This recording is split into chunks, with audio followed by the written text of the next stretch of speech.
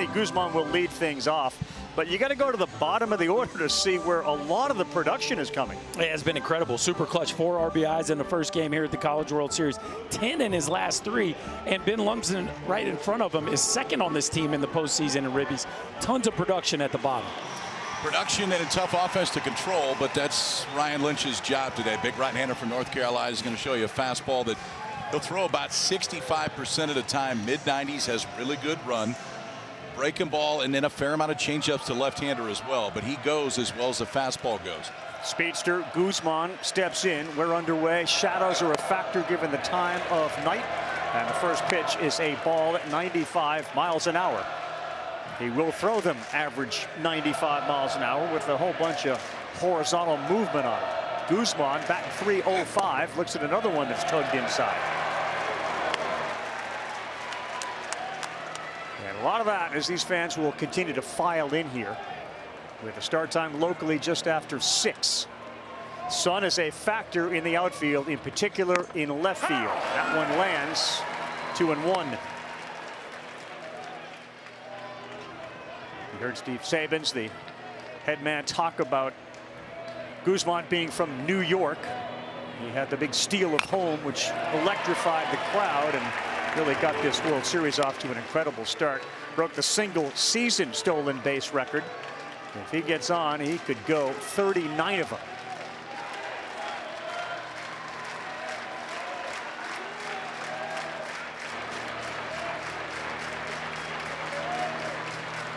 Ryan Lynch ready on a 2-2.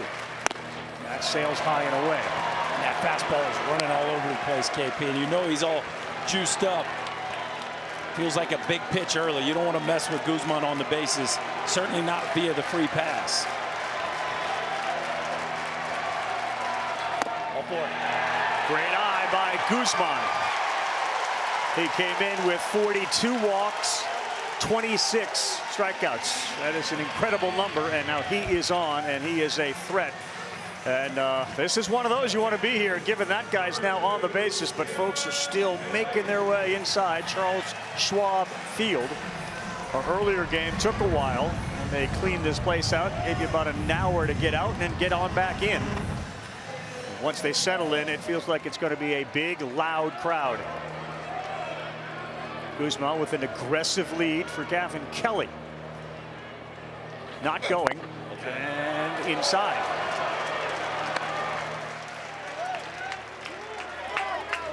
Kelly's the star of this team with the .377 average. Against lefties, it's ridiculous. He hits .480 or .350 against righties.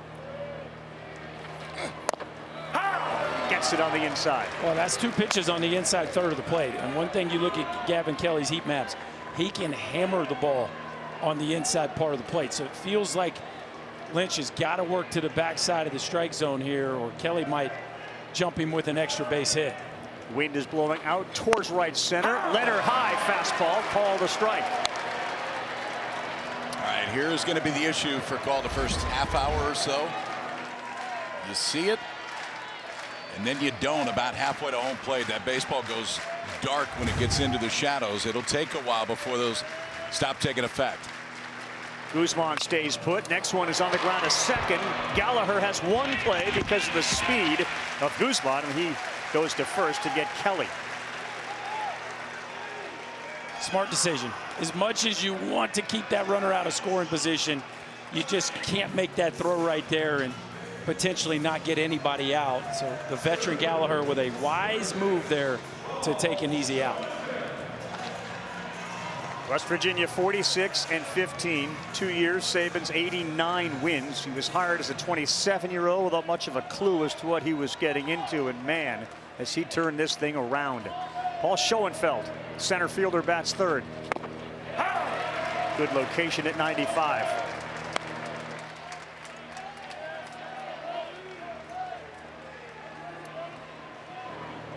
Another guy with a really good eye. 39 walks, 35 strikeouts on the season. There is Sabins, your third base coach, looking out at Guzman. You really can see the impact a guy like Guzman has on a defense, and in particular the pitcher catcher. Everybody's on edge. Yeah. When he gets on base, everybody's paying attention. Middle infielder's got to hold him tight. Pitcher has to change up his looks.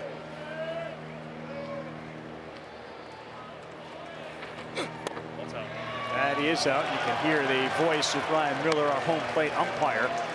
West Virginia team really put together by Sabins through the portal.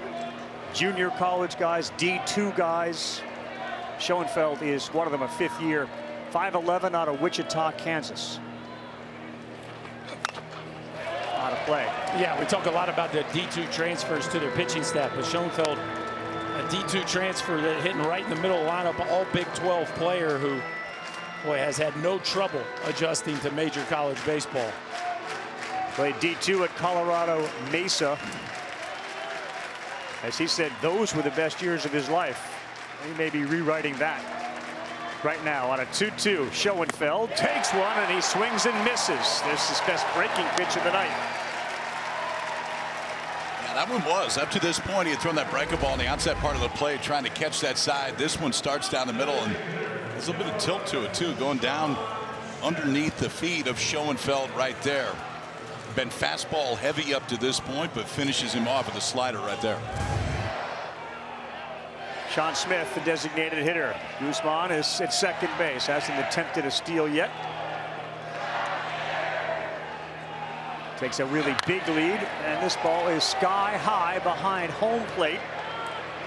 Heineck, watch it. Oh boy, that nearly landed in fair territory. It did not. And by the way, Smith never left the batter's box. Yeah, that it almost hit him. Yeah. KP, doesn't Lynch have to help there? He's got enough time to. I mean, it's such an easy. Hold on. Yeah. I just want to make sure I heard this right. Yes. Get in there and help a You little want the bit. pitcher to go catch the baseball, correct? Can I just tell you, Rav? I had a hit like that in the College World Series. Did you really? Straight up exactly behind like that. Home into fair. Nobody else came into play. The ball landed. Ran, though. I ran, but I waited about 5 seconds. I was like, this ball's about to be fair. There were three fascinating reactions on that play. Heineck, who couldn't find it, Lynch, who turned around, and Smith, who never left the batter's box. The one Guzman is off, and a foul ball. And that fastball is getting on him. And we saw the swing and miss by Schoenfeld on the breaking ball. KP, it feels like when the shadows are this tough, the breaking ball's the pitch. Anything changing planes, changing shapes is very tough for Is that what it was for you? Yes. From a hitter's standpoint, Yes. the spin is tougher to pick up. Tougher to pick up. Yeah, tougher to track the depth of a breaking ball. Smith, 54 runs batted in. Guzman's lead not nearly as large. That one sails outside. It's 1 ball and 2 strikes. Took that one easy. Sean Smith, you see Moss Point, Mississippi, 90 games at Mississippi Gulf Coast. He was dominant there. Lynch, 1-2, and this one on the ground a second. 2 hops. Gallagher is up, and he is there to throw across the diamond. Well, the walk did not hurt Lynch. Guzman gets stranded at second base. Schaffner, Gallagher, and the hero so far for the entire postseason, Owen Hull, when we come back. Take a look at the Carolina Tar Heels batting order. We've talked about the top 3. Let's go to Cooper Nicholson. Why has he been so significant? He really changed the momentum last game with his quality at bats. 2 walks, scored a run. He leads this team in home runs. He hasn't been red hot from a batting average standpoint, but really stacking quality ABs here lately. Carolina Tar Heels batting order is brought to you by Capital One. The guy on the mound is Max Yale. First 2 years at West Virginia did not have a start. Everything was out of the bullpen. This year it's been the exact opposite for the Big 12 pitcher of the year. 3 pitches, 2 different fastballs. They have not swung it well against a breaking ball this year. It's a low 90s fastball with reverse splits, which is interesting because he doesn't throw that many changeups, but yet the left-hander has been better against righties and lefties this year. Tough 3 to have to deal with in Jake Schaffner, Gavin Gallagher, and Owen Hull. For Yale, who in 17 games started, that's a whip of just over 1. He's been really good. So it's left on left to start, and Schaffner looks at one down and away. A .295 batting average against lefties. Righties, he's over .380. What you want is a guy that gets on base. 41 walks, 29 strikeouts. In there for a strike. Yeah, Schaffner, a special player who comes over from North Dakota State. Not really sure what you're getting. You feel like you got a nice player, but man, he has been quite a find and a rock at the top of this batting order all year long. It's 1-2. Multi-sport athlete. Most coaches love those guys. This kid was a skater since he was 2. They had a hockey rink in his backyard, but ultimately it was baseball, the bat, the glove, the ball that won out. Thought about going to Wisconsin, had a chance to play football there. Ooh, boy. Goodness. Did that hit him? Was it a foul ball? I think it tipped the handle and then hit him. You didn't hear a lot of noise. Oh, no, that's got him on the shoulder. That's a swing and miss. Yeah, that got him on the shoulder. Yeah, they should take a look at it. Wow. Just an extra chance for Carolina, and now it goes 2-2. That ball hit him on the shoulder. There was no foul.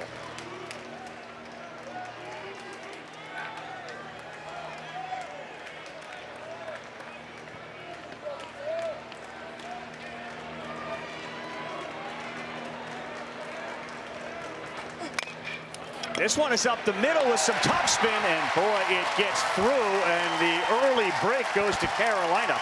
As Schaffner, who should have been out on strikes, delivers.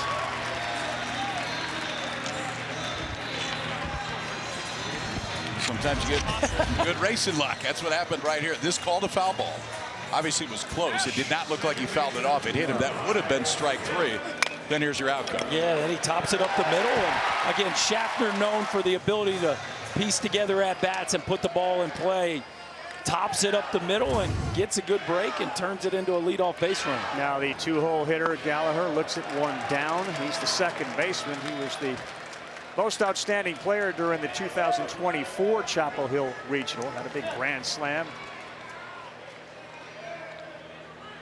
He was then the Chapel Hill Regional outstanding player freshman and sophomore years. He went nuclear in 25, and that's why he is where he is and why they love this guy so much. He had that very big hit the other night, breaking an 0 for 15 at the College World Series. A go-ahead single with 2 outs in the 7th inning. Schaffner's got 25 steals, stays put. This one is on the ground from third to second to first. They will not turn it. All took a too high a hop for Tyrus Hall and Cresser to turn it. Yeah, that's all you're going to do with that ball right there. Love the way Cresser hung in there, though.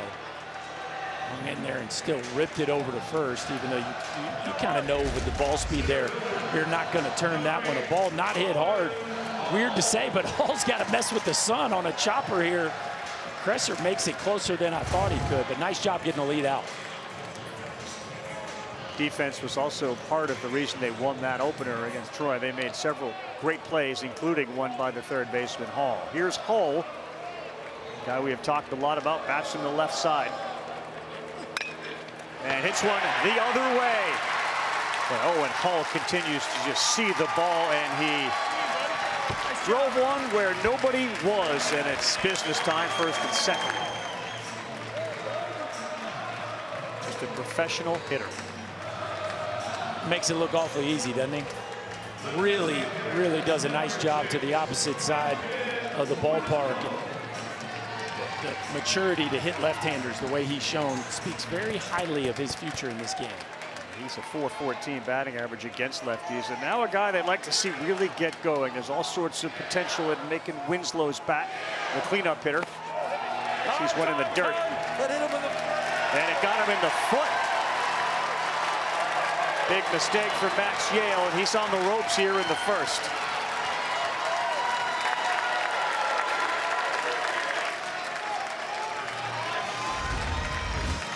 Well, this is his 19th hit by pitch. Did it hit him? That caught a lace on it by. Gavin Kelly was looking at the bench, kind of going, I'm not sure as to whether or not they wanted to challenge that right there. Does it change direction? I think they're going to challenge it. Oh, it did hit his front foot. I think it changed direction. Yeah.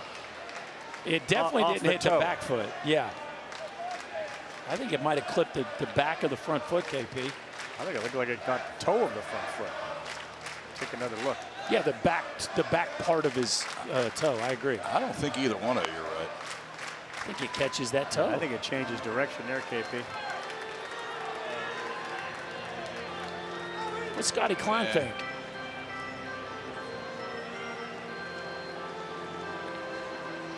Watch if it changes direction.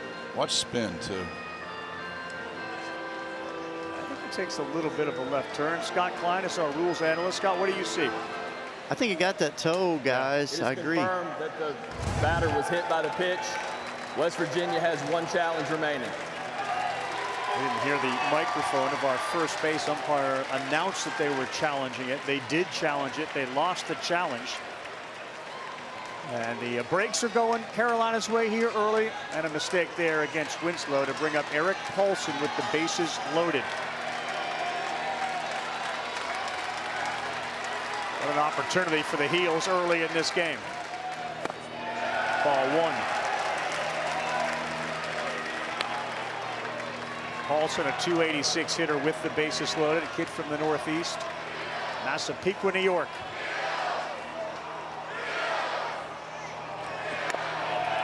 (2-0).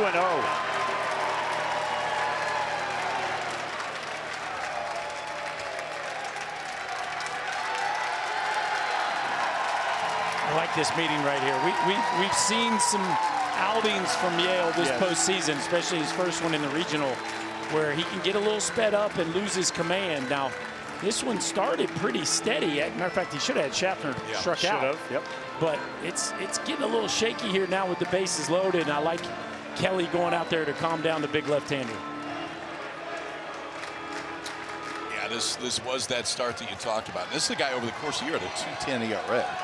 But yet, first start against Kentucky, 2/3 of an inning, 4 runs, didn't make it out of the first. And now he's behind 3-0. And just to add on to that start in which he didn't get out of the first, a walk, 2 hit batters, and 2 hits in that inning. 3-0, Paulson taking here to see if they can get a walk and a run. And they will. A walk to bring in Gavin Gallagher to make it 1-0.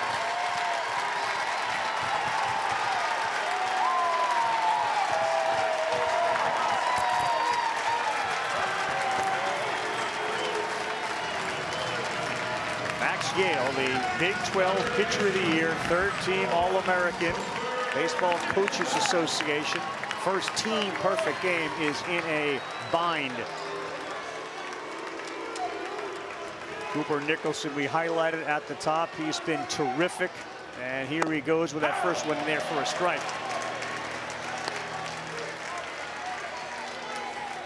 Only one time this season has he come up with the bases loaded. He's delivered a hit.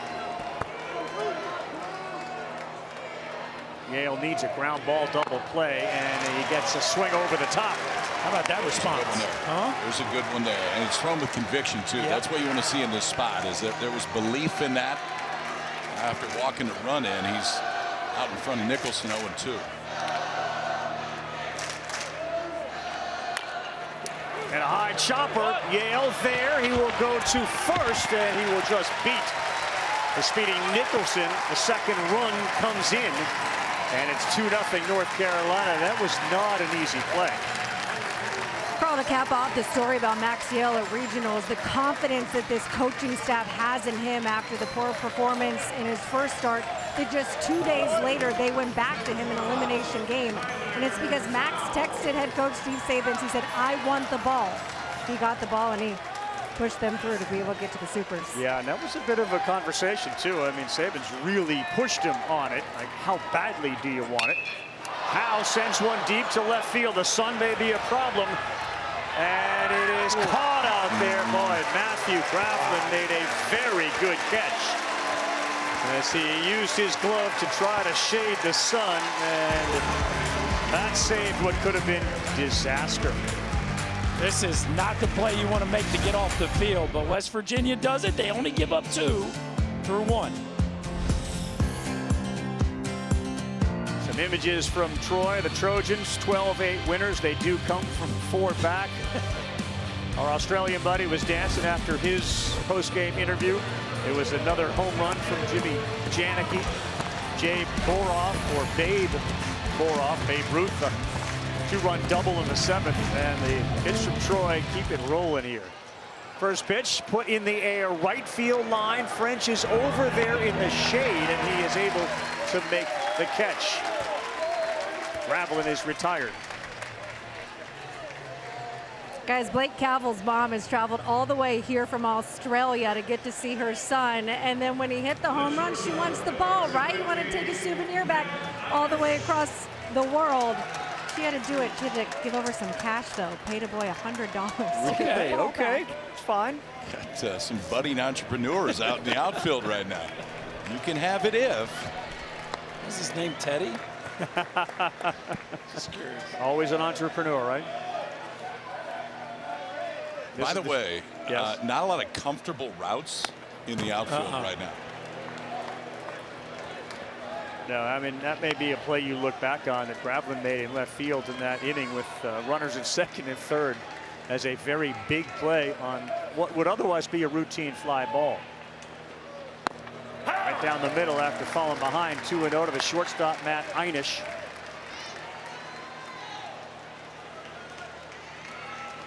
$116 stolen bases because so many of these guys have great eyes. This one has popped up on the infield. Nicholson yields to Schaffner, and there are 2 quick outs. For the latest news, insight, and in-depth analysis from the 2026 College World Series, visit NCAA.com. It's your official online home for all NCAA championships. Just shy of 1,000 country roads to get to Omaha on their first ever trip here. And you do get the impression West Virginia, who has as good a relationship as any fan base does with its sports teams. They are remarkably passionate, consistent, and demanding, and they have finally rewarded here. Them not only the reward of being here, but the reward of hosting a regional and a super program that's been to 3 straight supers, but the first time to host it, what a scene that was in Morgantown. What a reward to a fan base that is one of the best in college sports. 2 balls, no strikes to Brody Kresser, and that one just missed. It's 3 balls and no strikes. Think about the carryover effect too, and that's what you love, and Troy's going to have the same thing next year. I mean, all these people that showed up and saw postseason baseball in spots that they hadn't before. Well, they come back next year, and now you have built a larger fan base. Yeah, you definitely touched a part of the fan base that had never experienced it. When you start looking at all the records they broke from an attendance standpoint. 3-1 beaten into the ground. High chopper. Gallagher is up with it, and a nice quiet inning for Ryan Lynch. Couple of fly balls and a ground out. Right back to the batter's box come the Heels, up 2-0. We are back working on a win. That is presented by the Home Depot. Started out by getting drilled, swing and miss. That worked out well because the next pitch is we're driven it right up the middle. Then we can get 2 runs out of that. Yeah, a little racing luck never hurt anybody in the first. It's exactly what North Carolina got. Then they got a little help on the mound as well.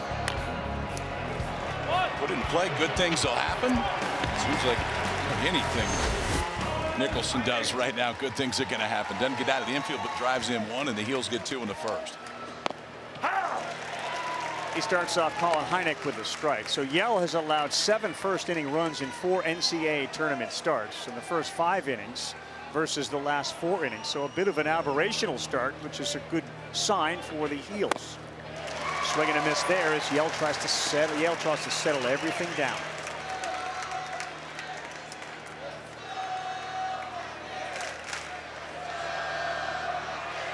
Hynek followed by French. 8-9, then back to the top of the order for the Diamond Heels. That's a good pitch and a really good start to the inning for Yale, who gets strikeout number 1. I kind of feel like he needs that right now. I mean, there was a bounce back effect. He got out of the first, only gave up the 2, but as much as we all don't like to admit it, there's always that little voice in the back of your head that remembers what happened a couple starts ago. Comes back right here, drops a breaking ball in there, freezes Hynek to get his first strikeout of the night. Here's the right fielder, Carter French. He beats a high chopper over the head of the third baseman, Tyrus Hall, who was in. And French is at first base. We've seen that a couple of times, fellas. Balls bouncing right near home plate. High choppers. Yeah, Kenny Ishikawa did it last night for Georgia, and now Carter French just topping a ball right into the dirt in front of home plate. But just the threat of the bunt has Tyus Hall playing in, and not too often do you get a ball that stays in the air, I don't know, 18 inches and ends up into the outfield for a clean single. 3 feet 7 inches. Okay, there you go. There's some carry right there. I shortchanged him. Yeah. Wind's blowing in. Forgot to check Knocked it TrackMan. down.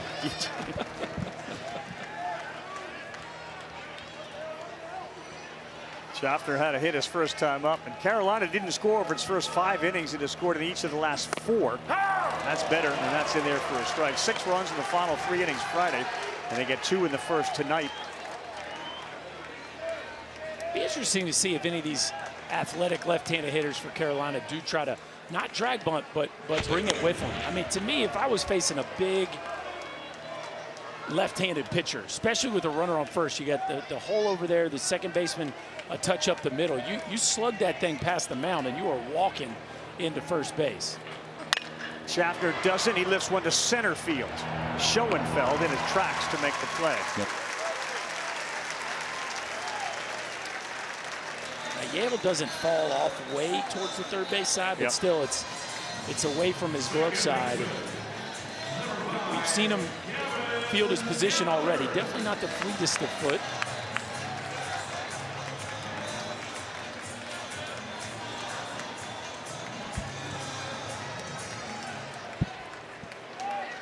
Well, one of the themes of these players here, many of them sons of coaches. Gallagher's dad played 4 years at Wake Forest, and then coached a year. Brother Riley played football at South Carolina, and Campbell, a sister, a sand volleyball player at UNCW. 2 down on the 0-1. Nope. How about this? This is Yale's 18th start of the year. There's been 3 stolen base attempts. 3 stolen base attempts in 18 starts. They just do not attempt to steal on him. At least they haven't so far this year.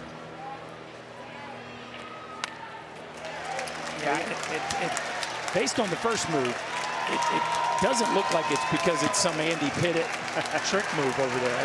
Not everybody that's here has consulted with Andy Pettit about pitching and pickoff moves. No, not everybody. nor can every left-hander pull it off, even if they try. But basically, if you're left-handed and you can be quick to the plate, you can shut down a running game. Mountaineer fans looking to end this inning without any damage. The 0-2 sails high in the way. The other part of that, again, this is like a personal catcher. We haven't talking too much about Gavin Kelly, but as his coach said today, that guy right there, he plays second base. Yeah. He's our best second baseman. He catches. He's our best catcher. I got a feeling if you put him at left, you'd say the same thing. He'd be the best outfielder. He'd be the same thing. He's just kind of good. Swing and a miss, and a very good inning there for Max Yale. Couple of punch-outs, strands one at first base. Bounce back inning for the left-hander. Big 12 pitcher of the year, showing you why in the second inning.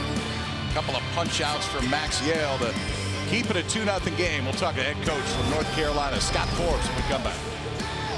Thank you so much, Ravi. Coach Forbes, I know it's early, but what have you seen from Ryan Lynch so far? He looks great. His delivery's good. Obviously, he walked the leadoff hitter in a 3-2 count. But he came back and down 3-0, came back to 3-2. So he looks sharp to me. It's hard to see this far away, quite honestly, but it's good from here. We'll work on KP can send you down his readers. With everything that's at stake when you go 2-0 and the way the schedule sets up and the arms that you have in your bullpen, what would be the perfect setup for you today? Obviously, Lynch goes as long as he can, and we finish the game with McDuffie and Glauber. Obviously, Rose could be a factor for their lefties, but that'd be the perfect world. And, you know, I tell our guys, like, don't look at it that way. Just play those 27 outs and boil it down to 1 out at a time. Thank you, Coach. Thank you. Guys. Yeah, boy, Scott Forbes is the guy who, if you needed somebody to do books on tape, he could read to you, right? Yes, sir. Van Lumsden, the right fielder, lets it one and ropes it into right field. He jumped all over that. The exit speed was 110 miles an hour, and a good job by the 8-hitter to get on base. Man, has he been on a heater in the postseason. A veteran here for this Mountaineer club. Steve Saban's decided to play the hot hand down the stretch. He has solidified the back end of this lineup, and he has hit a whole bunch of barrels here in the postseason. A rocket to get the party started here in the top of the third. 11 for 25, Berkey over 420 in the NCAA tournament. Now Tyrus Hall, the 9-hole hitter, won't square, swings right through it at 94. We highlighted Hall at the beginning. There's Lumsden in the tournament, now 440. This is another guy, Hall, who's been outstanding. 4 doubles in the NCAA tournament. That's out of play.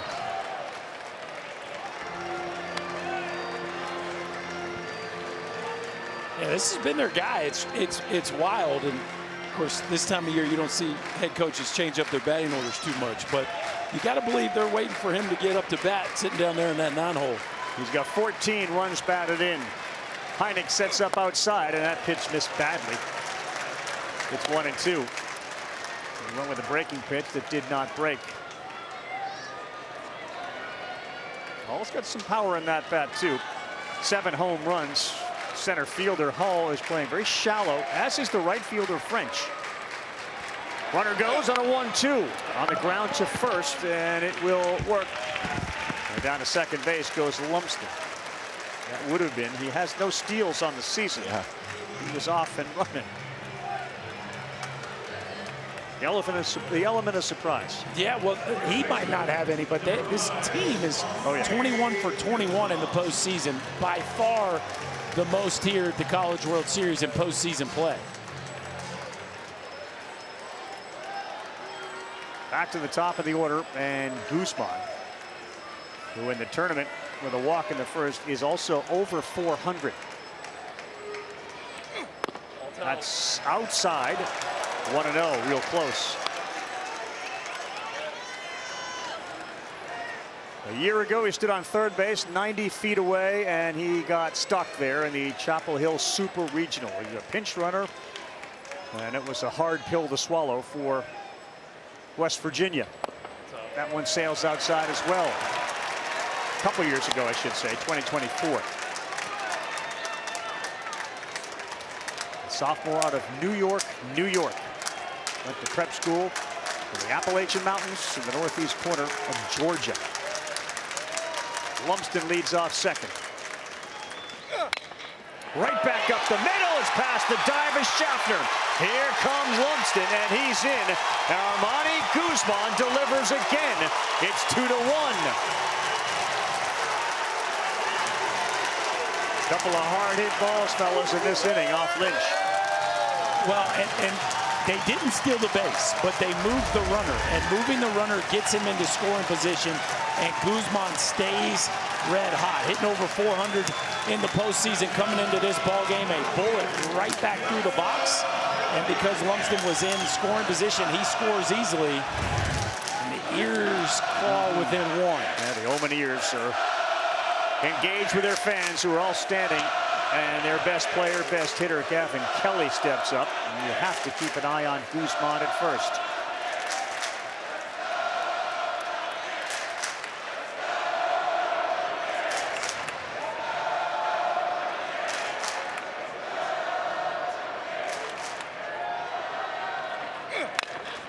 Raced into left field, and another hard hit ball, 108 miles an hour off the bat. That's 3 that have been barreled by Mountaineer hitters.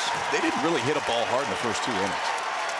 And it seems like everything in this inning, I'm not saying it's exactly this, but the shadow effect is real.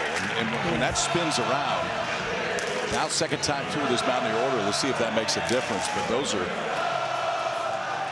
really all good swings so far in this inning. Keep an eye on Guzman. Stealing third is absolutely in play for this team. And quickly time is called for a meeting here on the mound. Glauber, 27, heads out there. Mateus, 24, heads to the pen.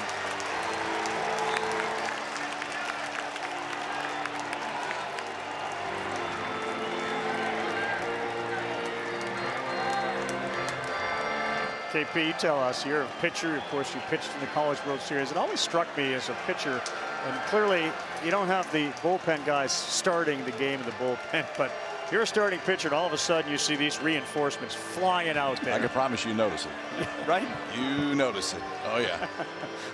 That's why you like the places where you couldn't see them. Exactly. Where they were already just Feel that down way. there to start the game. And I mean, you kind of get this sixth sense every once in a while. But feels better if they're just kind of trotting down there. If they're on a dead sprint and somebody looks like they're going to pull a hamstring, Not good. no, that's when you go find the Rosenbag pretty quick. That had a bit of a fire drill look to it.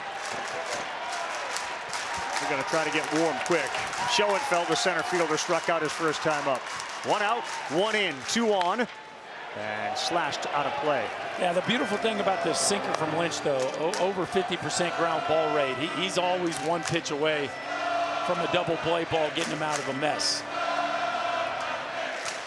They've turned 57 of those double plays on the season. Really great speed out there at second base, and Guzman, who's not going. That one misses in.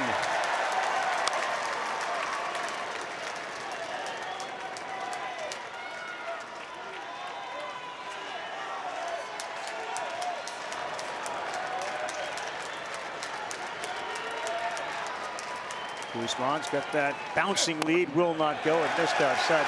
Everybody focuses on the steal of home with Guzman. Remember how he got to third base. So he hits a ground ball, an error, trickles into right field. He gets to second base. Drop, third strike. They throw to first. He goes to third base. Then he steals home. His legs created that run the other night. Now he are both going. Throw to third. He's safe, and they steal them both. 40th stolen base for Armani Guzman, and the legs pay off again. You can tell he looks distraught over there, like he might have got. I love the momentum, though. Watch the momentum.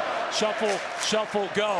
You can't throw Great it better jump. than this. You cannot throw it better than this. Threw it right into the base. You literally just catch it and keep it there. Slides into his foot, KP. Yeah, but you could see that sliding glove that you love so much move earlier too before that.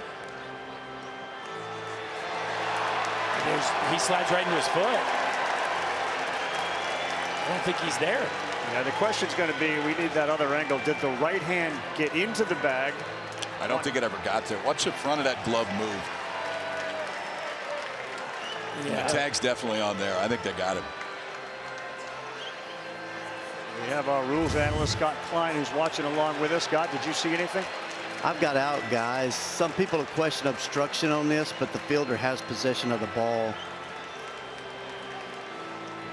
Call on the field is safe at third base. The replay review room is right here in Omaha. So, Scott, you're saying because he has the ball in plenty of time, there's no obstruction there. That's correct. So now it's just a matter of whether the right hand gets there, because the left hand doesn't. That's right right. hand is there now. Is the glove on yet? Yeah, it was before.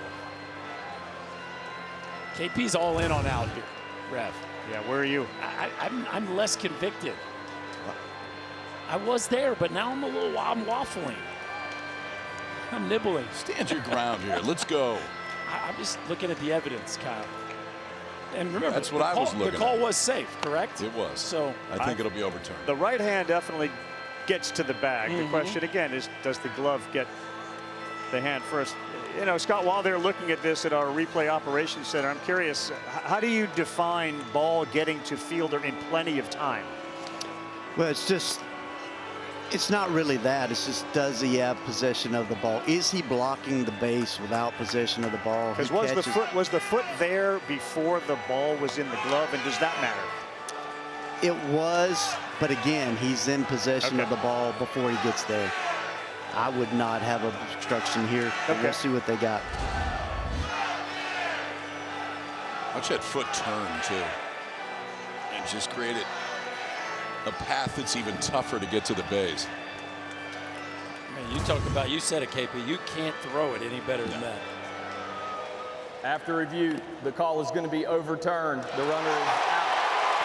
North Carolina has 2 challenges remaining.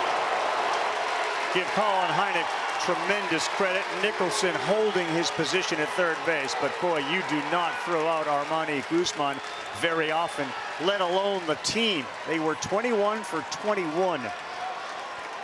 And make no mistake about it, Scott Forbes and company were very aware of their desire to run, and in particular stealing third base. So they nail him there. Kelly is at second base. There are 2 down. Not only do you not throw them out very often, but certainly don't throw them out when they get that kind of jump. But Steve Saban's do it. Heineck has a cannon. And not only can he throw with velocity, but the accuracy there was perfect.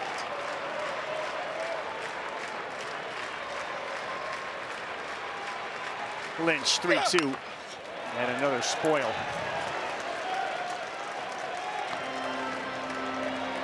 It's a couple of big plays you circle. That catch in left field by Gravlin early prevented a big inning, and certainly getting Guzman at third is another one you circle and we'll look back on later in this game.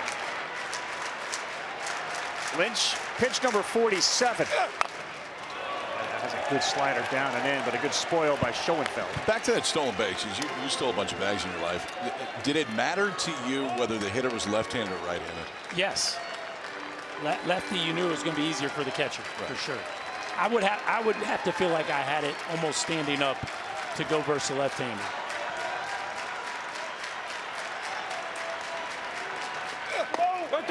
Called strike 3. Wow, Schoenfeld thought he had drawn a walk. Down and away, strikeout for Ryan Lynch, and gets out of what could have been a big inning. Yeah, you feel like he kind of spit the bit there a little bit. I mean, that could have been a lot of different kinds of bad for North Carolina. But a big pitch right there. Ryan Lynch takes that two-seamer, gets a call on the outside part of the plate, gives up one, but he'll still lead it by 1. 3-4-5 due up. Back with Kyle Peterson, Chris Burke, Chris Budden, rules analyst Scott Klein, and here's a guy who kind of talked about being in the O-zone when he had the 4 doubles to get him here. Very interesting. You listen to Scott Forbes basically say he's always in the O-zone. Yeah. He kind of is in his own world, and yet he's right now in a zone in which the baseball looks like a beach ball. Well, we've been told that MJ's a big fan of this club and is watching. He has to dig Owen Hole's act. A lot of MJ in Owen Hole. In the way that it just, there's effort, but he makes it look pretty easy. It's coming very naturally right now. I would say in the way he seems to play his best when the most is on the line. He's got a knack to meet the moment. Singleton scored one of the 2 in the first. He got jammed there. And Forbes said, look, on Hall, I didn't expect this. He struggled out of the gate, but then he went on to say he's as good a clutch hitter as I've ever been around.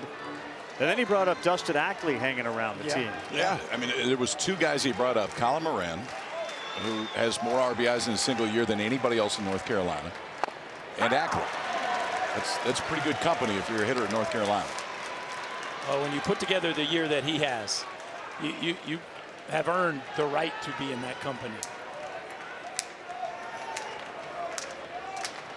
So he bats with 2 strikes. And there was the old tennis serve to stay alive. Well, and that's why he hits left-handers so good. He hangs in there, and he's showing you right now, KP, is he not, that he's got an answer for you on the breaking ball. Anytime you catch one that deep and hit it off ball. He's got the growth. 1-2. He chased. Max Yale's looking a little different, and the catcher Kelly fires down to first. And this time he did go after one.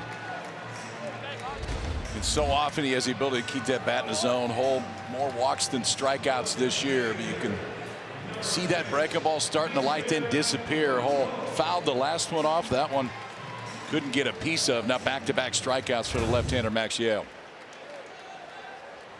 And settling in, making Winslow hit by a pitch his first time up, swings, and he misses.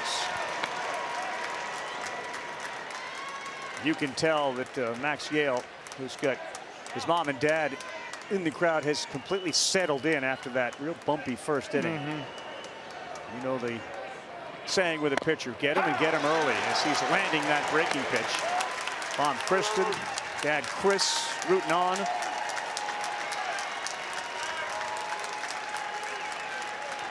Great night last night for Mr. Volchko's mom, who spent the entire evening, 9 innings, clapping for her son, who was just outstanding. She didn't have to sweat too much out. No. She didn't sweat a whole lot, but she clapped a lot because she had a lot to clap about. So Kylie McDaniel, our draft expert, has a bunch of guys in the draft class that are here in Omaha. On the 0-2, that's too high for Winslow. You got a couple in this game. And then you had Joey Volchko, who we talked about, who was 12th on the list coming in. Is Joey Volchko still 12th on the list of top draft prospects in the College World Series field after one night like that? Beaten into the ground, they got the shift on, and this should be an easy one, and it is for Crescent. Yeah, I don't know where he stands of those that are here. What I do know as an almost 100% rock solid fact is he made a lot of American money last night. A lot. He might not have jumped the guys here, but he jumped somebody. He jumped some other ones. I don't know where you're at, but you got jumped. May not be here, but there was jumping involved.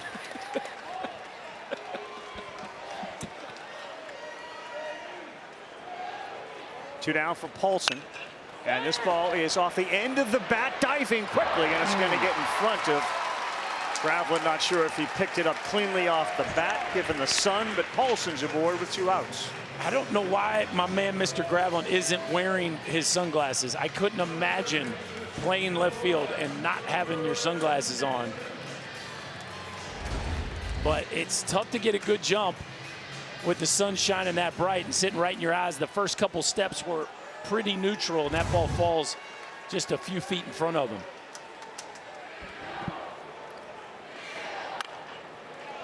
J.J. Weatherholt just bought them all new sunglasses, too.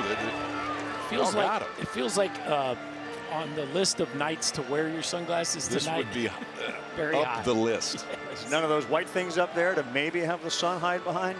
Nope, just a clear blue sky. A rare 74-degree day in Omaha. Will not get the call in the corner. It's 1 ball and 1 strike. Like that? Yeah, like it. Mountaineer Nation has traveled in a big, big way to be here for this first-time event. Sky high on the infield. Presser going back. He's under it, and he will make the play. Max Yale, rock solid there. We're through 3. It's 2-1 with 4, 5, 6 coming up. Now that we finally made it here, you know, it's time to win it. Guzman headed home to throw.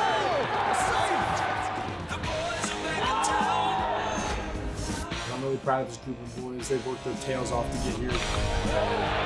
Tar Heels win their first. Well, Berkey talked about it as we welcome you back inside Charles Schwab Field. Side of the Men's College World Series, downtown Omaha, Nebraska. The 2-0 teams have won 29 of the last 35 titles. That's what both of these teams are trying to do tonight. Sean Smith, who went yard, got things rolling for this team in game 1, leads off and looks at one from Lynch, down and away. You guys mentioned Weatherholt. He was the best they ever had, and Sabins was talking about a banquet they had during the offseason, and just having Weatherholt there, you know, does so much for the program. Ball is just pulled foul. Beyond the sunglasses, the ability to talk, the ability to show that a program in West Virginia can get you to the major leagues. It can produce really good players, and that is a common theme with guys like Guzman and Kelly and certainly Smith. We believe now, like West Virginia, and there's a chip. They know all about the Southeastern Conference and teams from Power 4 conferences. And now that they're there, yeah, we expect to come back every year. Well, and they've been selling the vision to get here. And once you achieve that vision, you're just going to keep getting more yeses, especially when you have a coaching staff that works as hard as this one does. And they are crazy smart in the portal.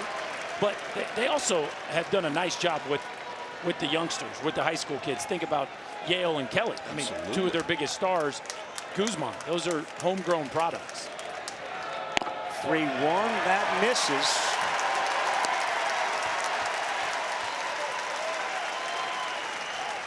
You think about the upward trajectory. I mean, you can look at the last 3 years. Supers, they lost. That was Randy Mazey's last season. And remember, 2012, before moving to the Big 12, it was Oliver Luck who basically saved the baseball program at West Virginia, like saved it. Yeah, I mean, Randy Macy comes in and changes everything, and obviously Steve Sabins has taken that next step. They won 21 games of the Big 12 this year. They went and swept Kansas at the end of the year. They only lost 2 series the whole year. There was a succession plan, and Mazey's really enjoying his life, still attends practices, kind of has a seat out beyond the outfield, and loves to talk baseball, enjoy this. You can see kind of the fruits of his labor. And Sabins was hired in his late 20s, is now 39 years old. The facilities have been updated. You heard about the biomechanics lab.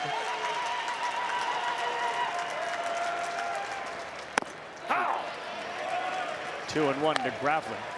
Yeah, they have officially arrived as a top-tier program. There's no question about it. And it's been a lot of hard work and a lot of years in the making. But I think West Virginia is here to stay in the Big 12.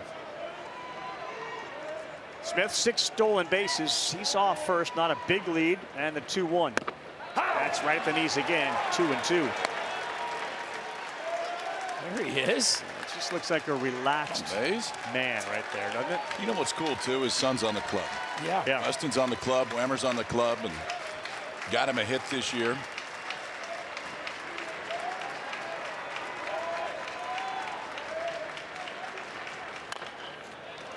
Randy Mazey, one of the great fungo hitters of all time. Brad. He could hit a number on the wall in 3 tries. Is that right? I'm telling you. There is Weston, his son, just a freshman. 5'8", 160. What do you think that graphic will be in about 3 years? 185. 5'8" will be there.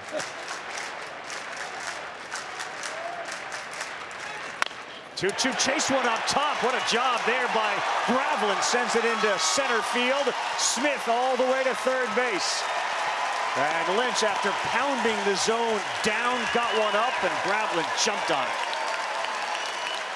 A spinner right here that's right at the top of the zone. It may have even been up. And if it caught the zone, it caught the very top. But didn't have a lot of depth to it. Graveling with a really good pass to it right there. So leadoff walk, good base running. Smith goes first to third. The Mountaineers got something cooking here in the 4th.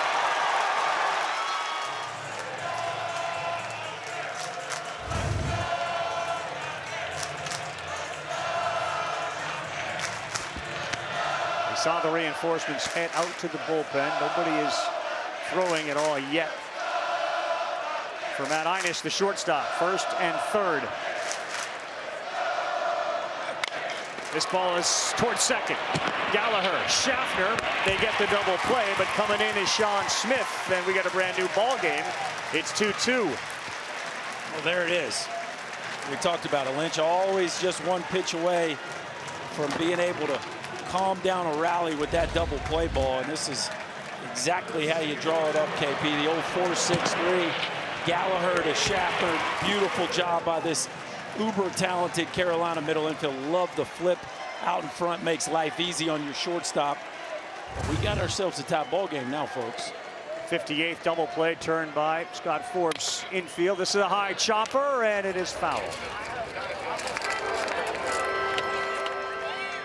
Gonna need a lot of rain to get some mud around that home plate area. I think it's packed clay down there. I wonder if Scott Forbes asked him, hey, could you maybe soften that up? I got a sinker baller on the mound. We got 2 different takes on that. I am with you, Rav. I have a feeling that the man sitting in the middle would like it just the way it is. Leave it alone.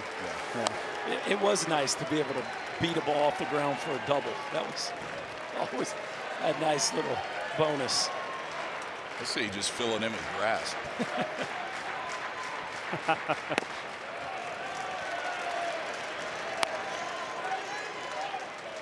I promise you, if they played on dirt or Carolina, when they play at home, I promise you that dirt is nice and soft when Mr. Lynch pitches.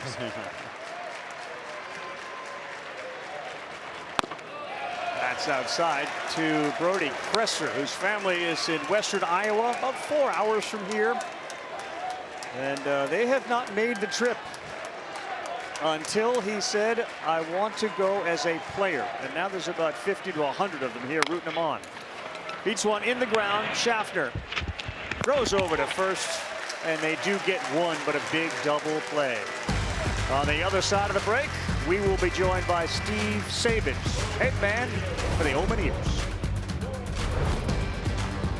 Started with 5 teams from the SEC. Ole Miss has been dismissed. Troy got them earlier today. 2 losses, and you are eliminated from this College World Series.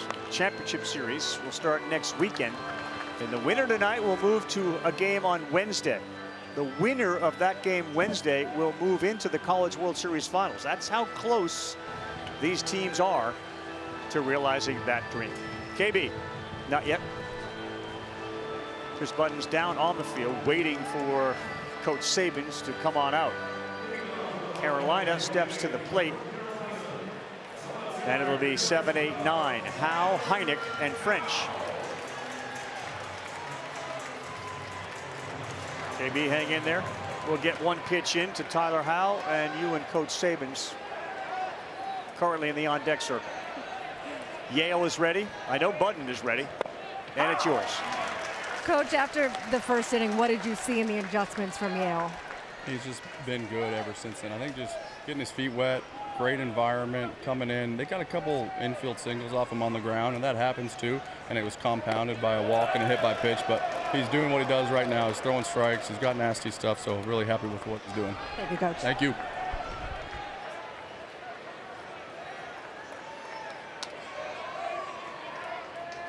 One left on left, swing and a miss.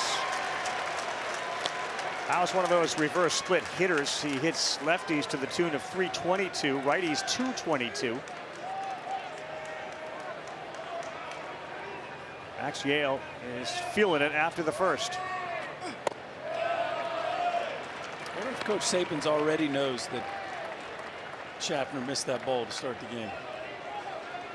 I would bet he's been told, don't you? I would say that if this game ends up going Carolina's way, that one will linger. Such an odd way to start the ball game, and one where you can't tell that from where they are.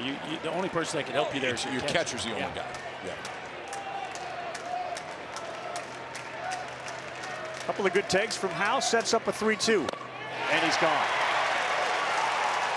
Strikeout number 4, KP, for Max Yale. Well, 94 right there from Yale. That's his best fastball of the day. What he's done a good job of is speed him up and slow him down. Then we can go the other way. These are back-to-back pitches to 3 different hitters. Slow him down, then speed him up. That fastball plays up from there. Fastball in on the hands and break a ball down and away. And this one at 94. We hadn't seen a 94 yet in this game. Had good down action when it got to home plate, too.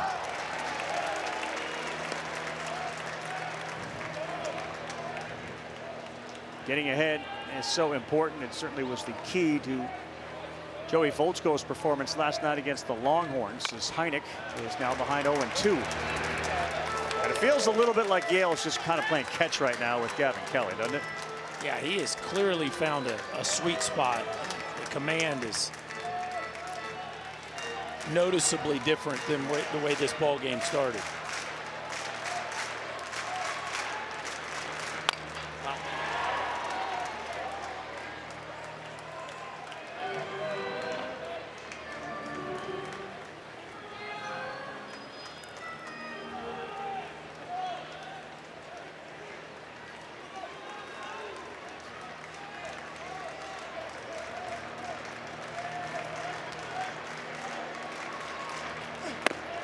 Way high. How rare is it to have a guy that is your best second baseman and your best catcher?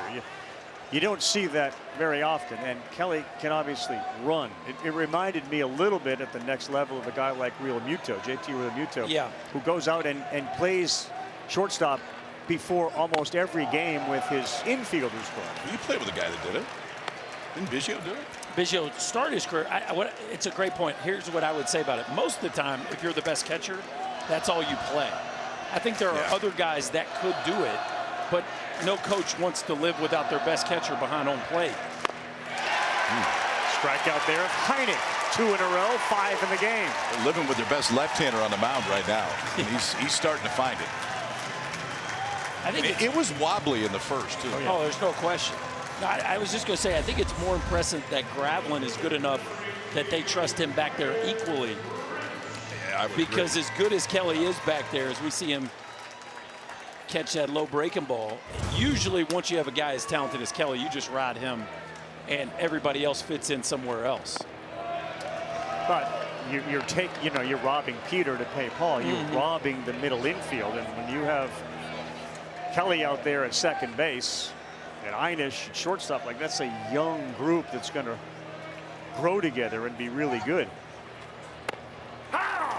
But I think analytically, the numbers would tell you catcher impacts the game more than second base. Sure. So if he's your best catcher, it would make sense to just ride with him back there. No doubt. But it is fascinating that they let him mix and match from behind the plate to second base. 2-2 ball game, 2 down, bottom 4, right in there, 1 and 2. And interestingly, you could make the case that Graveline out there in left field has had the best play of the game by catching that fly ball. Mom's ready to see another strikeout and get them all, but no, a liner up the middle. Carter French delivers his second hit of the night out of the 9 spot. Okay, Carter French. We see it coming in the ball game, just 2 for 10 in postseason play, but he had a chopper over Hall's head his first at bat. Now he gets a breaking ball. This one kind of stays up in middle, and that is a beautiful move back through the middle of the field. Duck, because that's a 1-iron headed right above your bill.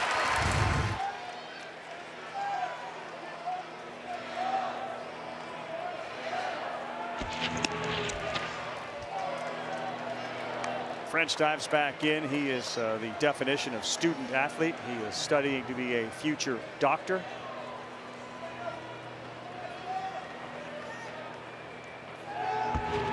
See, that's not exactly a pick you off move right there. And even though KP, as you said, people have not really run on him, it's a move that makes you think if you wanted to go first movement, he can't alter that once he decides to go home. He comes home, and on the infield, a little blooper that's easily caught by Tyrus Hall. How we feeling right now, man? Broncos, they're enjoying the night for sure. Wow, West Virginia, that says 21,000. Hey, now. Big time lead. Welcome back to Omaha. It's West Virginia's first time at the College World Series, but also Steve Saban's. But he's been holding on to advice that he's had for the last 18 years. When he was an assistant under Josh Holliday at Oklahoma State, Holliday had a PDF from Vanderbilt coach Tim Corbin. It was titled The Inner Workings of Omaha. Well, Saban's at the time said, I want a picture of this. He took a photo of it. He's been holding on to it for nearly 2 decades. This past week, he texted Corbs and he said, look what I have. I'm learning from the best. And Corbs said, let me send you a digital file, okay? A PDF. We don't need to be working off a photo.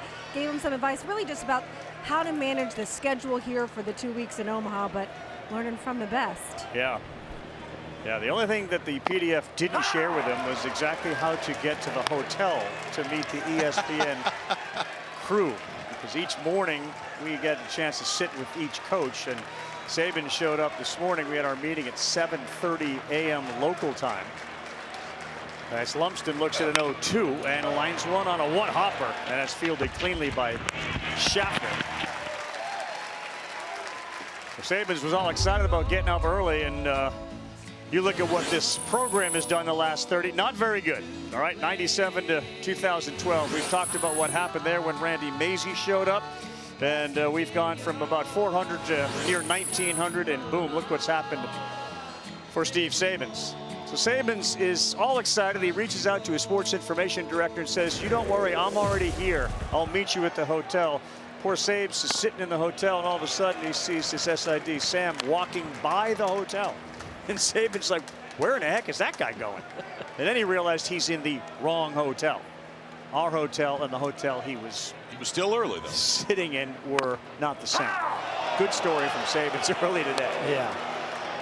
Good story and great graphic to just really highlight the growth of this program and what the heater they have been on here recently. Not to mention the music was fantastic. It was. That one is another one on the ground. It's fielded by Paulson. He'll race to the bag and get there for the second out. Back to that. I mean, it was Randy Adam, Mazey, by the way, not yeah, Sam. Adam. Randy Mazey comes in. Okay, so I mean, it's like the birth of a program. Is you start winning some more people show up. More people show up. You start making some money. You start making some money. They start spending more money on facilities and the things around there. And then now you really have dudes that are showing up. Yeah. And all of those things only get better after accomplishing what they have this year. Well, as Coach Saban's put it today, they went from not having covered batting cages to a biomechanics lab. Like that's the growth that this program has seen over the last few years. A totally different place than it was when Randy Mazey showed up. Yeah, and Morgantown is a really lovely place, but in the fall, you kind of want some covers over those batting cages. In January and February, I promise you do. Can get some white precipitation there. Yeah, and that was the other part of the Weatherholt story is he came back and said, you know, once you get that big check, we're going to need a little bit of that here. We're going to need a little bit of that help. To KP's point, money has become obviously a X factor in all of the success of these sports programs, not just baseball programs. I don't think they're going to have to worry about J.J. Weatherholt being a vibrant member of the community. He seems to be all in.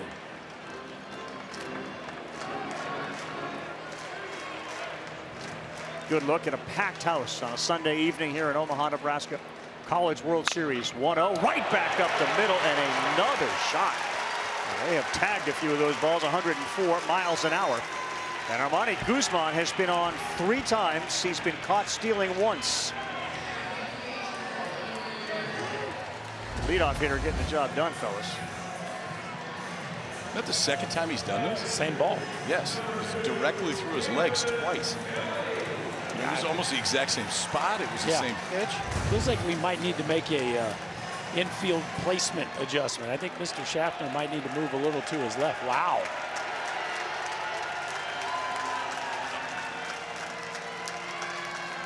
Loud noises bring Scott Forbes to the mound, and we've talked about the guys out there in that bullpen. He had mentioned that Walker McDuffie would likely be the first guy out. He is the one who is throwing hard there. Glauber has sat down. They're going to get him. Well, they're going to get him because of that guy. No doubt. Because of where they're at, Gavin Kelly will hit next. If they're anywhere else in the lineup, I'm not sure if Scott Forbes goes out and gets him right now, but one of the many strengths of this North Carolina team is the depth in the bullpen, and they got a lot of belief in Walker McDuffie. Third time through, the best hitter in the lineup. This just makes sense. Yeah, and another hard hit ball prior. So McDuffie is coming in. There are 2 men down. He's trying to get him to the bottom of the 5th and keep the score 2-2. Good one here on a Sunday night in Omaha. Troy a winner on the bottom left, 12-8. And again, you'll see that they got to play Tuesday. Then they would have to play again on Wednesday. And that's a lot of games coming out of that elimination side. West Virginia, North Carolina locked into a 2-2 game, and each trying to go 2-0. Lynch will now watch the rest of this one, and he's fairly comfortable the same way that Scott Forbes and the rest of this team are in who they're bringing out of the bullpen in Mr. Walker McDuffie, his 37th appearance. Yeah, they're pretty comfortable running the right-hander in there. Very slider heavy, and that's what you're going to see here. Fastball into the low 90s, but slider is definitely his best. Very careful on the first pitch to Kelly, who has shown light tower power, and there's no option there. It's up and out, 1-0. Kelly hitting .350 with 5 homers on the slider on the year, so he's got that in his bag.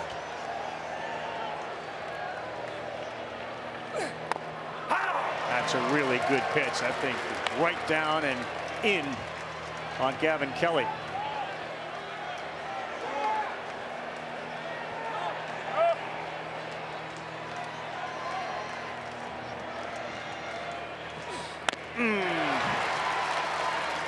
There's that slider. That's a big swing right there, too. It looked like he saw that one good, but came up empty with some really late movement.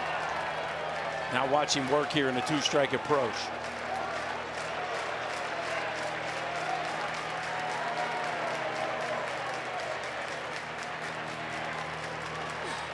He got him, boy. That is putting out a small brush fire. Walker McDuffie, he will walk off. When we come back, Gavin Gallagher, the #2 hitter, already with some big hits here. Owen Hall, all he does is come up with big hits. Smack Yale trying to make sure neither of those things happen.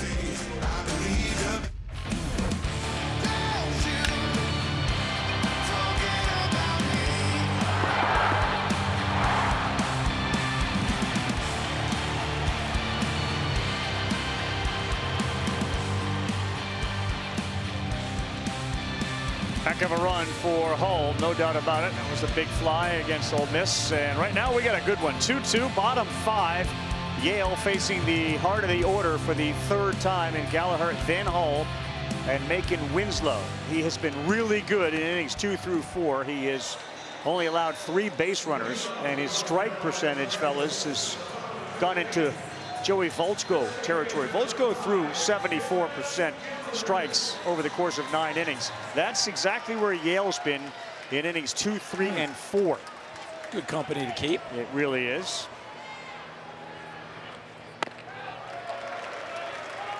High and away to Gavin Gallagher. Volchko was the buzz of the baseball community last night, this morning. I mean, it was well making earned. its rounds, no question.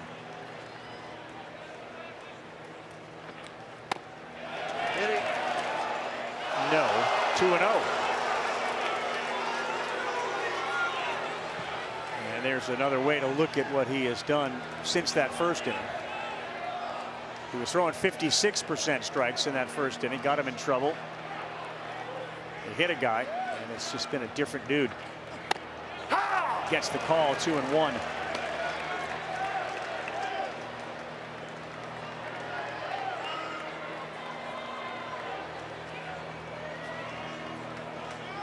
Make no mistake, Max Yale wanted the ball. Popped up. This one is playable. Guzman makes the play. Not an easy one, but Armani Guzman is there.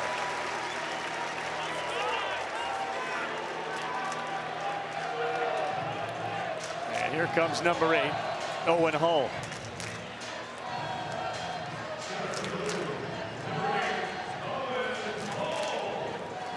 Singled and scored in the first, struck out chasing one down in the 3rd.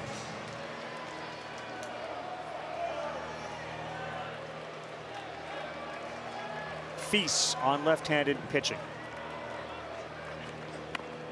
Well, the key with Hull is get him up with nobody on.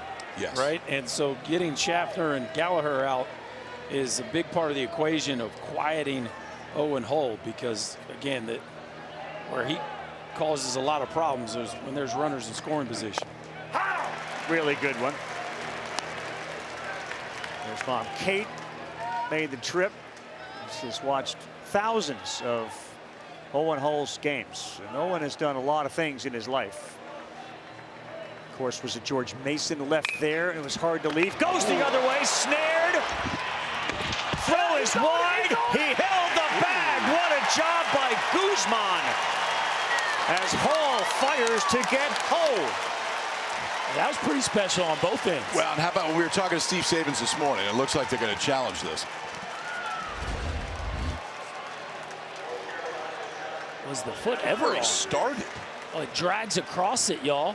Yes, what a sir. play. What a yes, play. Sir. Now, I'm not sure why he started where he did, but in any case, it may have benefited him right now. Oh, he came off to push off, KP. He was on, and then he sees the ball's out there. He's got to push off to go get it. What a play.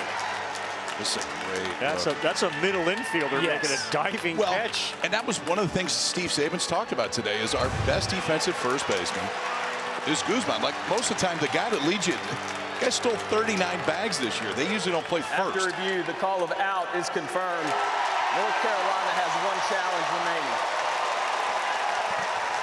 Well, when he doesn't play first, he plays right. And exactly, and they all come with a lot of gloves. But started with Hall, who had to dive to his left. No, and yeah, Hall, the range of Tyus Hall has been on full display, and then the athleticism of Armani Guzman, and that is, again, that is top shelf on both ends.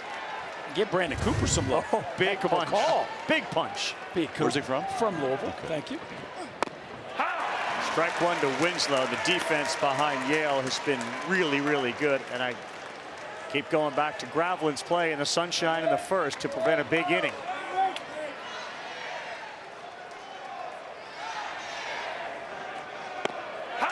Lands the breaking ball. Steve Saban says Tyus Hall is the best third baseman he's ever coached. And he's already flashed some serious highlight reel plays in his short time in Omaha, validating his skipper.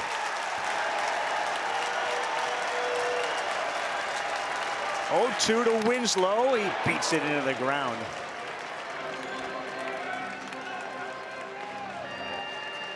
Tyrus has come up with a number of web gems, and you've got to give Guzman. I mean, that's a double gem. No doubt.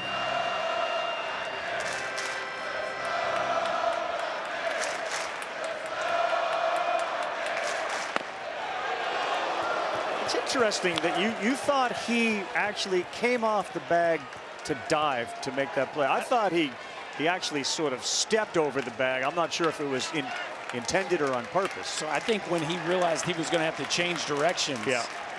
Chase it down. Yale will punch out Winslow.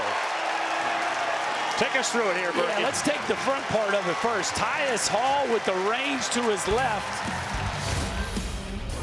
A bullet off the bat, a hole. Look at that first step explosiveness, and then watch Guzman push off and slide across the bag. The ears are flashing some leather, folks. Well, great action here in Omaha. Tomorrow, some MLB action. It is the Rays taking on the NL West leading Dodgers.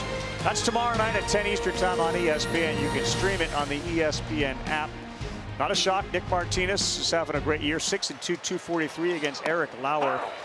I'm not going out there to say that that's a World Series preview, but the way that the Rays have been playing, and everyone knows about the Dodgers. Join it tomorrow night, 10 Eastern on ESPN. Stream it on the app. Think they're having a good time on that bench right now? Ooh. Reliving that play? Yes. I would. Cutting it up. Tyrus and Armani enjoying themselves. Walking back through it. Getting a little snack.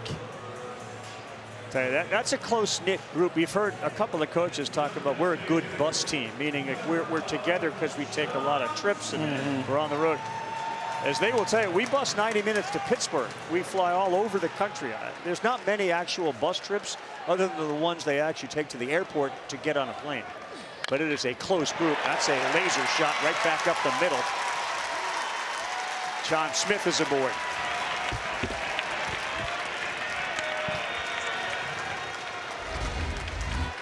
He did get the fastball right here. That two-seamer coming in on his hand. Sean Smith put a good swing on it. 106 right back up the middle. See, other than the double steal when Guzman was thrown out, West Virginia, now they haven't had a ton of base runners, but they've been fairly quiet on the base pass tonight compared to what they usually are. They are right in this game as Gravlin, the left fielder who singled his last time up, takes a good aggressive hack at it and fouls it back. They moved Lumsden, but the ball was put in play when he ran, remember? But yes. he was the first run. No actual stolen bases to this point.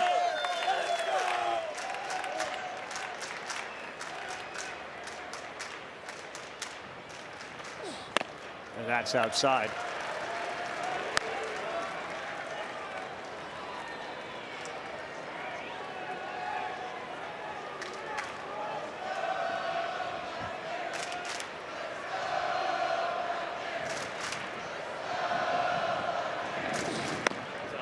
A huge part of the formula for this Carolina team was McDuffie as the bridge to Glauber.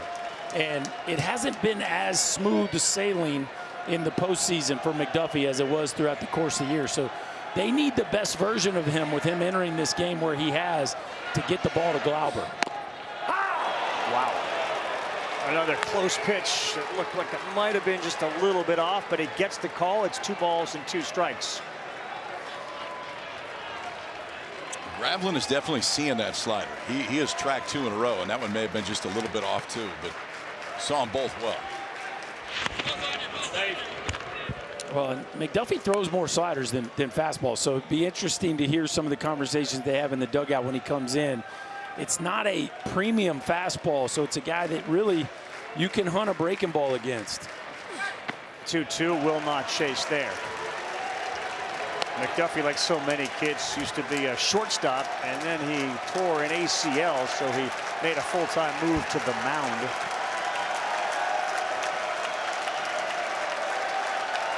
Now on a 3-2, runner goes. That's ball 4.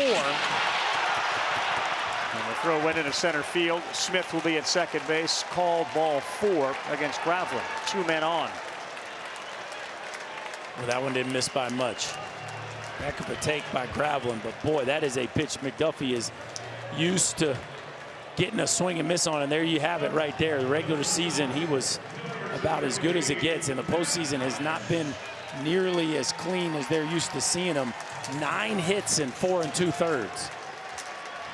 Yeah, and that bridge may be getting a little bit shorter as Caden Glauber begins to throw.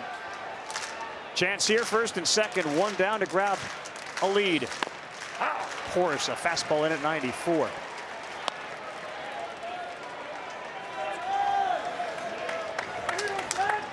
Matt Einish, the shortstop. We have not seen a big fly. We haven't seen an extra base hit yet. Down in the dirt.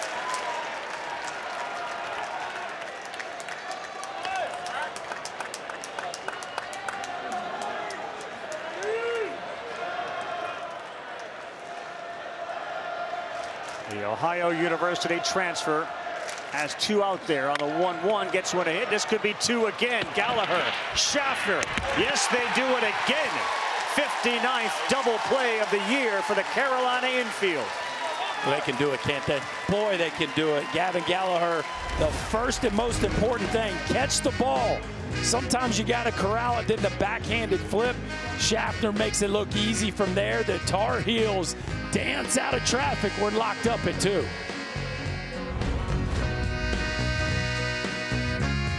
Welcome back. This scene just now inside the North Carolina dugout. Coach Forbes having a team meeting. The message in there, play loose, guys. We're in Omaha. We should be having fun. If you play loose, good things will happen. Coach Forbes known for these team meetings, so much so that they grade them. Yes. They'll grade a mound visit. They'll grade the offensive timeouts or one inside of dugout. So we'll see if good things happen if he gets an A+. Yeah, they will decide after the game, do we give a Q, which is sort of quality. Was it a quality meeting? And he's been on a heater. He's been hot with his meetings. You're absolutely right. Eric Paulson behind 0-1. 1 ball, 1 strike. Just got a quick look at Eric Church, who of course gave one of the, he got double Qs on his commencement speech at the University of North Carolina with his guitar. Totally memorable. He spoke to the baseball team before that commencement performance. This ball is towards left field. There's no sun out there anymore. And Gravlin is there for the first out to retire Paulson.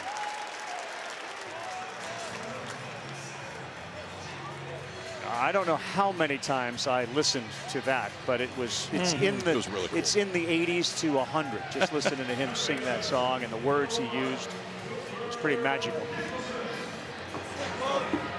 So you got Michael Jordan, you got Eric Church. Okay. I'm sure many more for Cooper Nicholson as they move the shift, expecting a pull.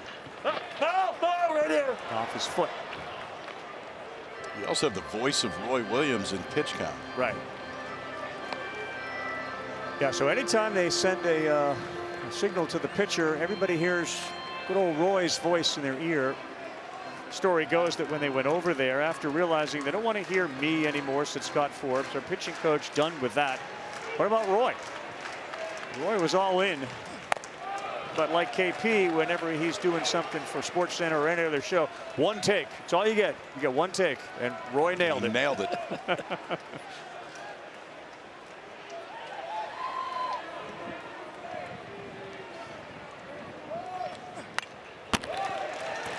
I like how they got to Roy. First, they were thinking of what is an interesting voice? What about the most interesting man in the world? The Dos Equis guy was originally on the list. Roy might also be short-term because next on the list, they're going after MJ. 23 in your ear. That'll motivate you. 2-2. KP, when you were on the mound, if you had a voice that you wanted in your head there, like who would it have been? You can think about that. Yeah, give me a minute.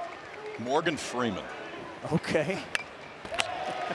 Kind of settle you down a little bit.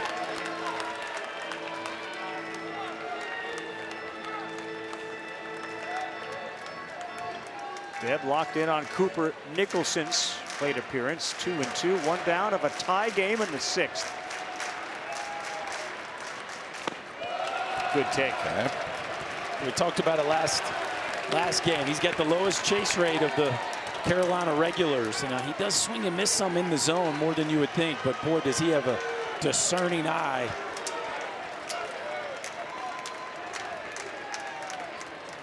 Oh, he's gone, and there is that swing and miss. Those two things don't generally go together, right? Swing and miss and doesn't chase. Yeah, you would tend to think if your pitch recognition was good enough to not swing at the balls, that then you'd have the bat to ball to be one of the high contact rate guys. But this has been the issue with Nicholson. It's not the pitch recognition, it's just landing the barrel accurately. He swings right over the top of that breaking ball.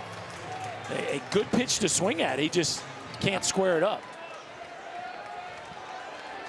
2 down, and boys, we're watching Max Yale after that first inning absolutely dial it in.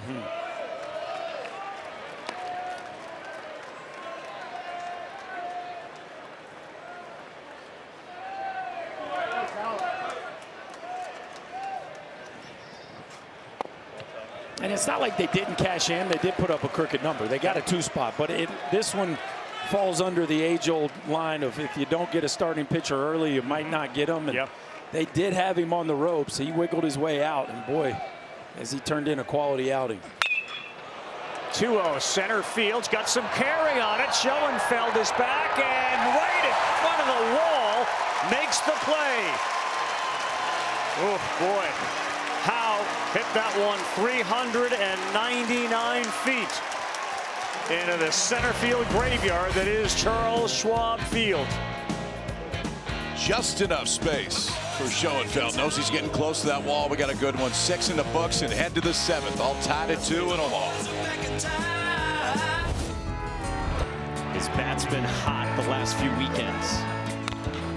Bouncer over Cavill into right field. Ina scores. Kresser to the plate. The Mountaineers have the lead. He's done it with the glove. He's done it with the bat. And he has smiled his way through this thing. Tyrus Hall, first pitch popped up. Looks like it's getting on a play, and it will. As we start with Kresser, and then Lumsden and Hall, who will bat third this inning. 7, 8, 9 of his 6-6 game. A lot of folks that manage baseball, coach baseball, will look at their 9-hitter as a second leadoff hitter. And the way Hall has hit, he certainly has done the job. That one was hung up there on a line of the second baseman Gallagher. It makes it look easy. And Kresser is retired. You know, that always sounds good, but rarely does it actually happen. But in the case of West Virginia, it's actually been happening to where the bottom part of their order has turned into 2 more leadoff guys. How about 3-hole hitters, the way they're driving in runs? Yeah. I mean, it's been on base and production and slug. Here is Ben Lumsden, the right fielder. Looks at ball 1 from McDuffie. We had a little activity in that West Virginia pen. Everybody's kind of sat back down. As Yell will come out for the bottom of the 7th. Swing and a miss. It's kind of a sword that turned into a full swing, and it's a strike against Lumsden. Is that just to avoid the sword right there? I guess so, yeah. Cancels it out. A big evolution for McDuffie this year has been the changeup. And you look at it, it's almost fastball, exclusively fastball slider versus righties. But against the lefties, almost 36% he'll go to that changeup. There it is.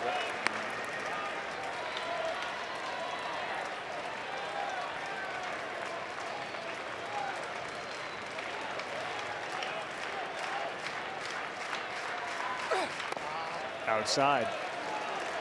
That's a big reason he can give him so much length, KP, because now he has answers to both sides of the plate. Yeah, I mean, it's about a third when he faces left-handers. There's no book at all. 3-2, the red-hot Tyrus Hall on deck, and that is landed for strike 3. Lumsden caught looking. Second strikeout tonight, and that's his best pitch. All right, and you talk about why the changeup matters. The changeup matters because you get the reaction of the second pitch. So changeup, watch that arm side run. And then Lumsden thinks he's getting another one. Except that one takes a left instead of a right, comes back over and gets him looking. Here is Hall. Called strike 1. Slider up. You've seen the last couple, they've been in very different locations from Walker McDuffie.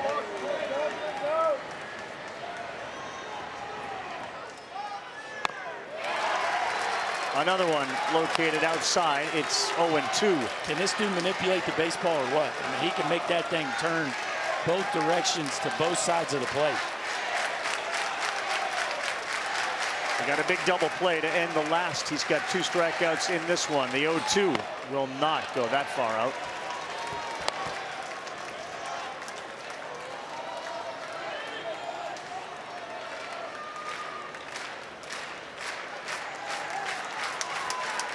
Think Yale is ready? That's high. It's interesting, KP. He throws the changeup away to lefties and then backdoors the breaking ball. You wonder if next year he'll start to feel comfortable backdooring the changeup to righties because he's got them both. It's got enough movement. I'll tell you that. And that one's going to get down in left field. Tyrus Hall continues to have a Hall of Fame type College World Series and NCAA tournament. The number 9 hole hitter is on board. Tyrus just all over everything, and this is a breaking ball that just didn't quite have the horizontal break they were looking for, and he's going to make you pay if you make a mistake. And here comes his buddy. They have combined to make the best defensive play of the night with Hall at third and Guzman at first. He's reached every time, all 3. A walk, a single, and a single. Hall 19 stolen bases. He's diving back.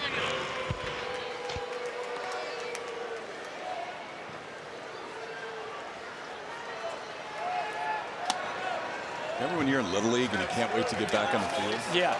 Look at this.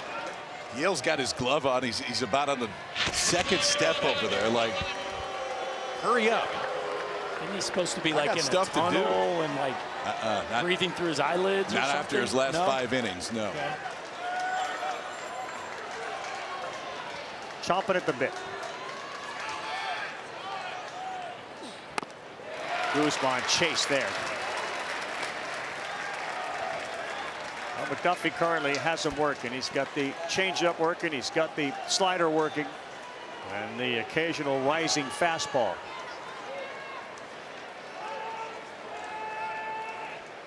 Shakes off the first one.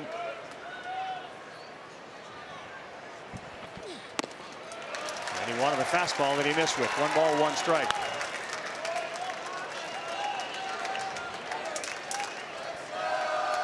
Middle infield has been terrific tonight, turning 2 double plays. They did make the adjustment with the shortstop now, KP. They are up the middle against Mr. Guzman. Through thy wickets twice. They're gonna push the shortstop up the middle there. Yeah, 100-mile rockets off the bat of Guzman went right between the legs of Ryan Lynch. That's down, runner goes, and nobody is even picking that up. A stolen base for Hall. Scoring position he goes. 20th stolen bag of the year. Oh, you don't see it very much anymore.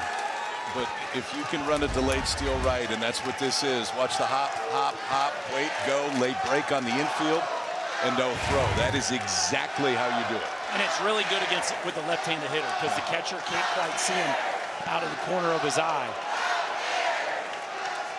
Big spot for Guzman, who's been very clutch. Over 300 runners on and in scoring position on a 2-1 No. Boy, that thing dove. McDuffie with a filthy changeup. Okay, so he doesn't like that. It's whether or not you go and try to finish him off right now or set him up with something else and take a chance of going to 3-2. But in this at bat, if Guzman's going to beat me with the changeup that McDuffie has right now, he's going to have to beat that pitch. That one was elevated just a little bit right off the end of the bat. Yeah, if you wanted to get cute, you could probably front door a sinker, but it does not look like he's seeing that changeup at all. He barely clipped out.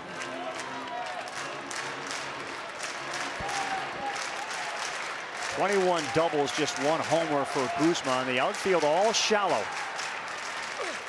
2-2. This one to right field, going over his French. He's right there. He was positioned beautifully.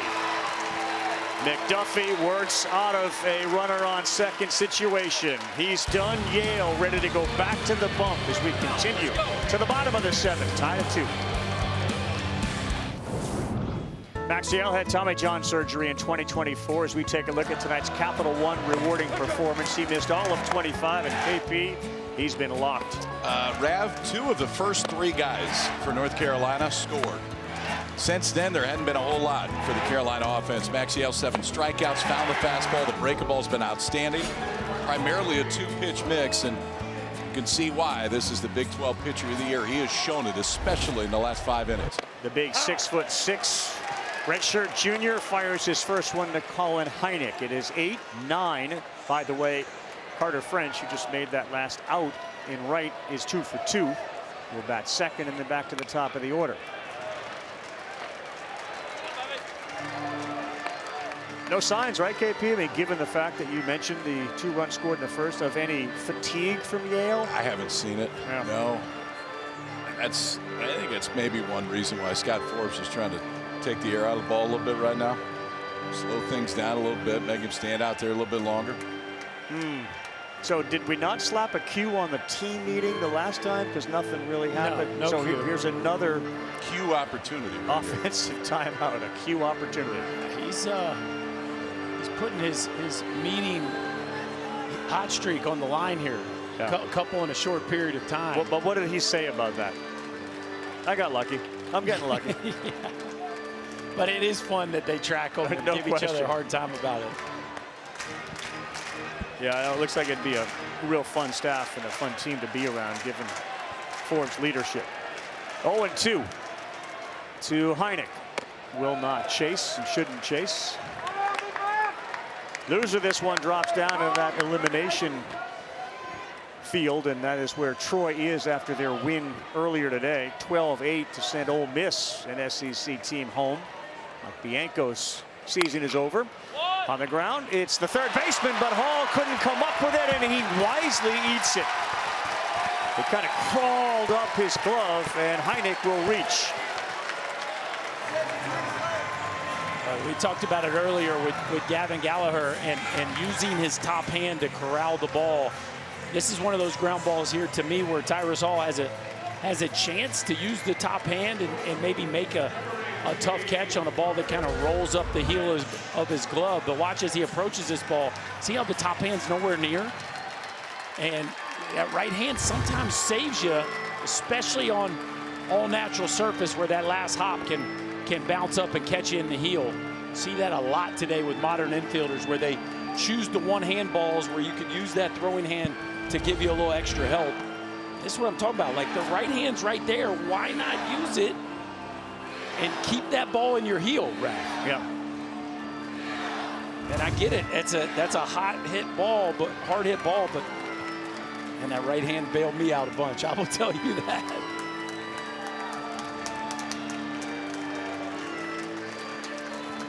Well, KP just mentioned it. You know, there has been no signs that Yale has been laboring at all. Now an error here, and it may not be the pitcher that labors, but when you have an infield that gives a free base to the number 8 hitter, you see if French does anything to get him to second base or keep swinging away.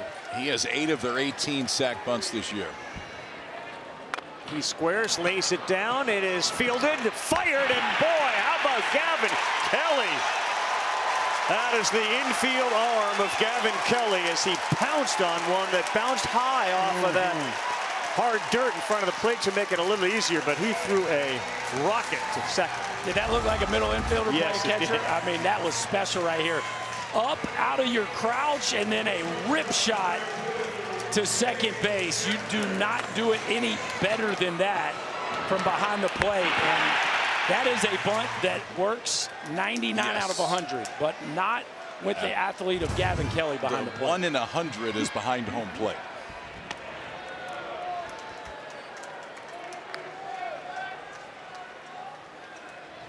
Well, that's why one of the reasons he's there. And you can see how he has virtually split games between catcher and second base. And now Schaffner.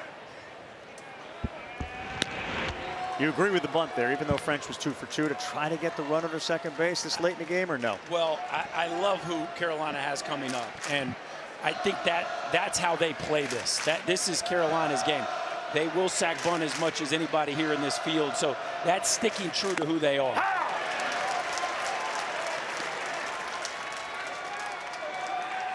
You got to like your spot here with Schaffner and Gallagher coming up behind, but the bunt just not quite good enough to get the job done.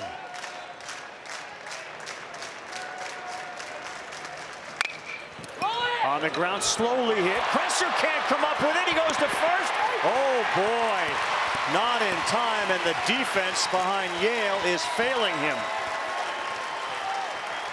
What did you say the last time on the double play ball? Catch it. Very important part of it. Just trying to be so quick right now, too, it seems. I mean, watch the movement right there before that ball is in his glove. And man, I mean, this has been a very good defense this year. Very good defense. And now 2 miscues in this inning for the Mountaineers in a tight game, and one it feels like he can't afford to make. And to your point, the most difficult part of the order, Gallagher had a very big hit the other night. And he takes. Well, they played so clean most of the year, and here we are in the late innings. And a couple of errors. Still crazy to me, no one is throwing in the West Virginia bullpen. And that's where you look at the difference between these two clubs. Yes. North Carolina is almost excited to go to their bullpen. And West Virginia at this point, and some is who's out there. I mean, the trust factor is so high in Yale, but now starting to move around and throw. But this is the first time they'll touch a baseball. Well, Carolina's gotten a couple of big double plays. That's what Yale is looking for now. Well, and don't forget, they had to fire their best bullet for 6 innings in game 1, West Virginia did. Ian Core came in out of that bullpen and threw 6 innings. So not that he can't pitch in this ball game, but I think if he's full, you probably see him right now. Mom Kristen a little anxious, as are the Mountaineer fans that are here and watching at home. Gallagher, that one is out of play. So Yale missed all of 25. Of course, recovery from Tommy John is brutal and grueling. And yet he has pitched outstanding this year, including a 9-inning, 125-pitch effort. He's at 95 right now.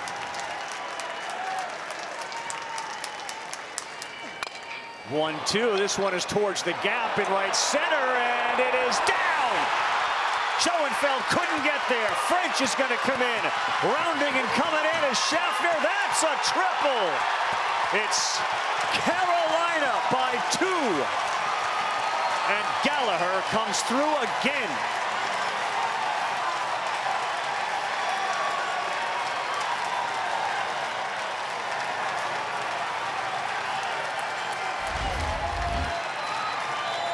Boy, those errors kill you. Break a ball that really wasn't in a bad spot. I mean, it's down. It was probably off the plate, but we talked about Gavin Gallagher's first trip to Omaha a couple years ago. Did not get a hit. Got a big one in game 1. Now gets a giant one here in game 2. Drives it the other way. Drives in 2, and Carolina retakes the lead. Errors, man. That is a hard pill to swallow. Well, we started the show talking about they kind of have it. They have a knack. Now, I know West Virginia has certainly played along here in this inning, but they have these dudes, Gallagher and Hull, that just, they have a feel for the moment. And boy, do you have your hands full here now with the best guy with runners in scoring position, Owen Hull. 0-1, beats it into the ground, the infield in, that thing rolls into center field. And he has come through as well. Gallagher and Hull, 5-2 Heels.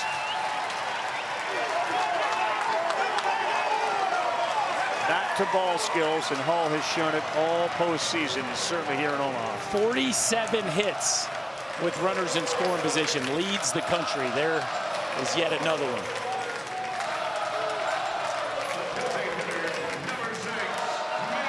For Gallagher, that was only his third triple of the year.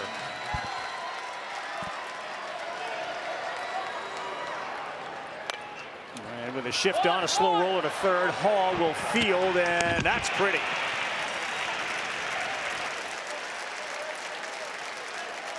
Man, he is as athletic of a third baseman as you will ever see. He can seriously cover some ground. I mean, he closed on that baseball in a heartbeat. Look how deep he's playing, a long way to go. Quick transfer, throw it off your right foot and get it to the backside of the bag so the ball doesn't fade into the runner. You talk about doing it at as high a level as you can do it right there by Tyrus Hall.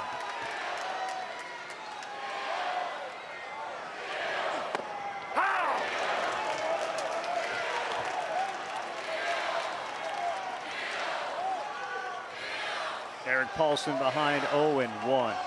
Gavin Gallagher, a triple, scored 2. Hull scored 1 with a single back up the middle. Paulson went the other way and almost got his coach Forbes down there. Think about the wind in the sails now of McDuffie, who will go back out there with a 3-run lead. It may give them an opportunity not to have to use Glauber. And the cushion, obviously, we know Glauber had a healthy outing, nothing crazy, but the 2 days off, they'll fire that bullet certainly if they need to, but definitely the cushion helps. Well, a part of this ballpark is how spacious center field is, and every year we come here, you talk about the guys that are in the outfield. Schoenfeld is shaded a little bit towards left. He had a long way to go. That ball hung up there for a while. But it kind of rode the wind direction tonight into that gap.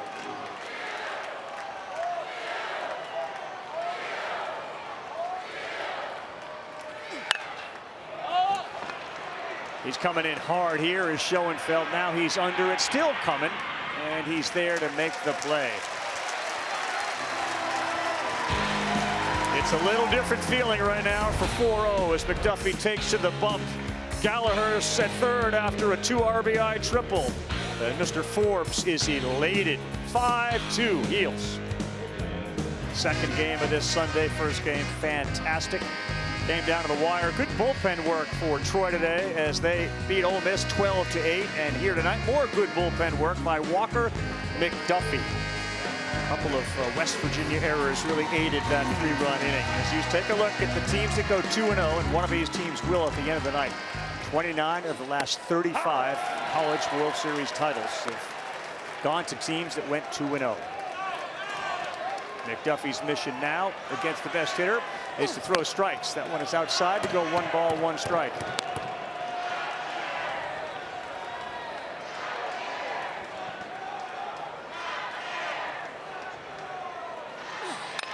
Kelly got one on a line and is caught over there by Nicholson, positioned beautifully to retire Kelly. And a big first out. Another barrel by Gavin Kelly. Just certain guys tend to do that. They're really good players, and he does barrel them up. Certain guys are just better. He fits in the better category.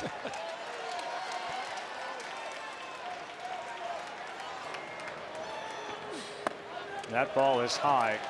Go back to Gallagher. Jeremy Mills, one of our great research and statisticians, sent us the note. Remember, Gallagher had the big go-ahead hit in the 7th of both games now in this College World Series. And that's foul. He did not have a go-ahead hit in the 7th inning or later entering this men's College World Series. So he's got 2 this year. He didn't have any this year. Captain Clutch, they're calling him now.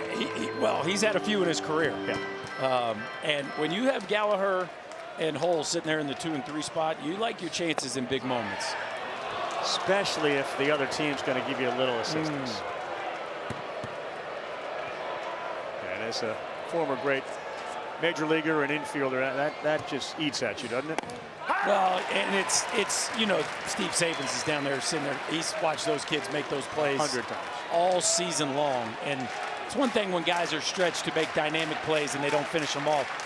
Both of those would fall into the routine category. Swing and a miss there by Schoenfeld. Another punch out from McDuffie. His 3rd tonight. Latest news, insight, in-depth analysis from the 2026 College World Series. Please visit NCAA.com, your official online home for all NCAA championships. Walked around the streets of Omaha today. Plenty of powder blue.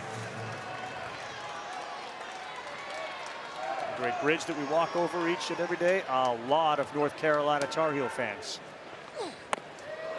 Up and in. Well, we were sitting here last night, and it was a 2-error inning in the 1st that really undid Texas. Yes. And now a 2-error inning here in the 7th that could spell disaster for West Virginia.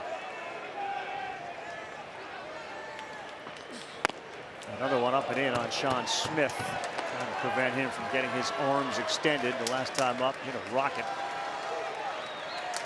Again, not an elimination game. A loss tonight does not send you home. He was taking all the way.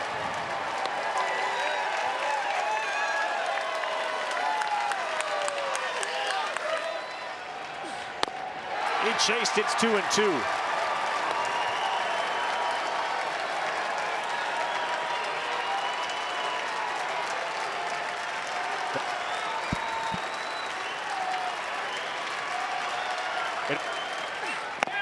Chased another one. McDuffie has go back to back. And Eric Church and company, they are very fired up. Heels are having a hell of a time tonight. One of the strengths of this team is that bullpen, and we've seen it shine through in the 2 games so far for Carolina. Today it's Walker McDuffie back-to-back punch-outs in the 8th. Carolina goes to the bottom half with a 3-run lead. Clutch hits all around Gallagher and Hull. Carolina 5-2 as Yale stays on the mound to face Nicholson. And that one gets a piece of the corner. Gallagher's triple, the only extra base hit in this game.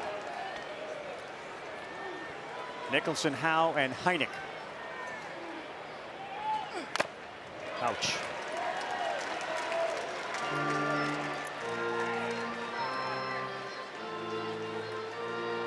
It's interesting, you know, and coincidentally, you had the great play by Kelly behind the plate on that sacrifice, mixed in with the 2 errors in the field. Next game for the loser tomorrow, 2 o'clock Eastern time.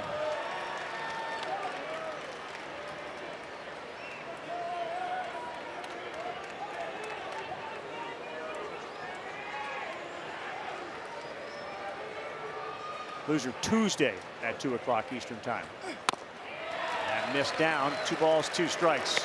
Now you got 2 guys in Hall and Kresser that coming into that inning that only committed 5 errors on the season. Two of the more dependable infielders you could ever have at this point in the season. It just didn't go their way. Now they're left with a 3-run deficit against one of the best bullpens in the country. How much longer do you go with Yale, who'll throw his 109th? And that's through between the 5-6 hole for Cooper Nicholson. He's aboard with his first hit of the night, and a good way to start the 8th, looking for a little more insurance.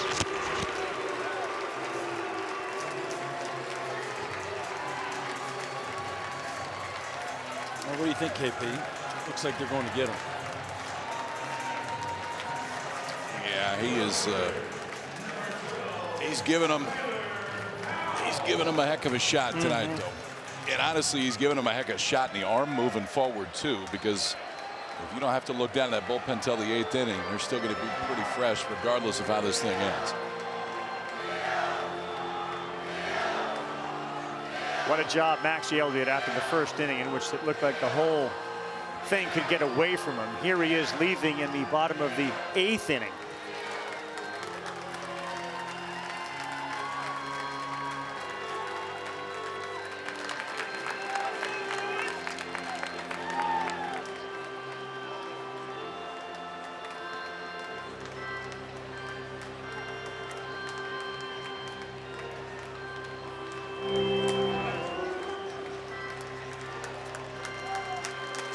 He should get a loud round of applause.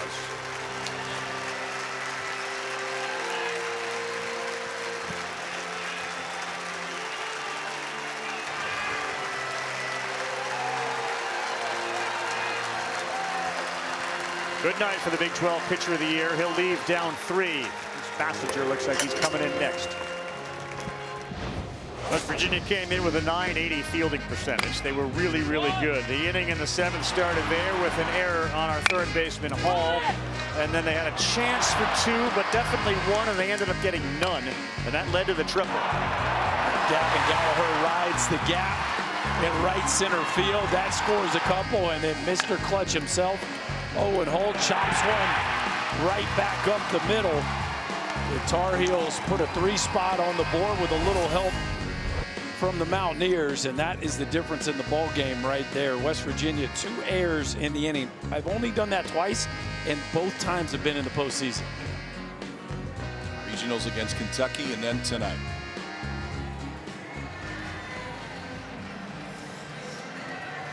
You done well, man. Sure did. You done real well tonight.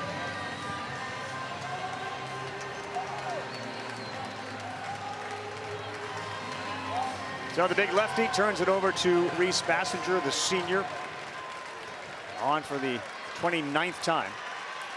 And you've got to keep it here if you're looking for any chance. Glauber's still out there. He is not warming up. They'd like McDuffie to finish it. A square, a good bunt. They got a chance. They will still go to first base. No, thank you. Sinker? How's your thumb? No, this is we're going to play it cool right now, but you know, and I guess it's the College World Series, but like that's one of those during the regular season where we're going to have a post-game chat, bro. Like, hey man, the old shuffle 94 at my shins, not going to go well. Watch here, we're going to not get a great grip, so then we're going to shuffle again and then rifle it. Holy cow.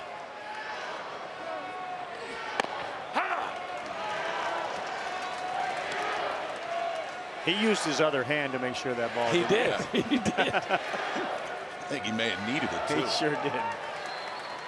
So the sacrifice moves Nicholson in a scoring position for Heineck. 0-2.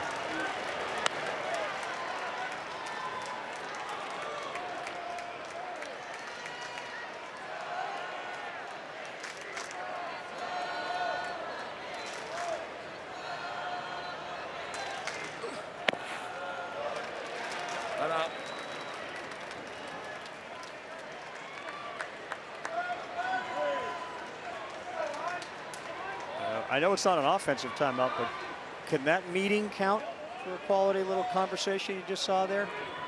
It's like a half cue. Gone on a nice riding two-seamer from Bassinger.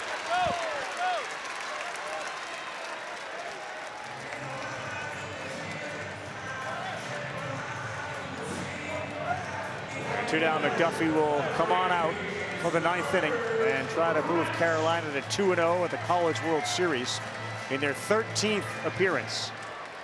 Hoping this is lucky 13, they have yet to win a title.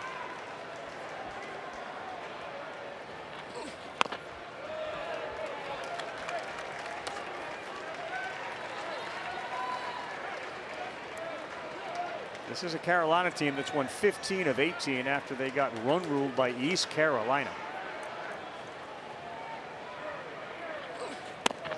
That's too far inside. They're pitching, and you guys mentioned it, that security blanket of a bullpen. 30 times this year they've allowed 3 or fewer runs, and tonight they've given up 2, which is the second most in Division I, behind Auburn.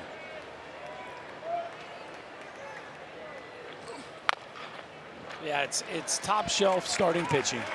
It's big time stuff out of the bullpen, and then a really athletic defense that can make plays all over the field. That's gonna lead to run prevention on a consistent basis.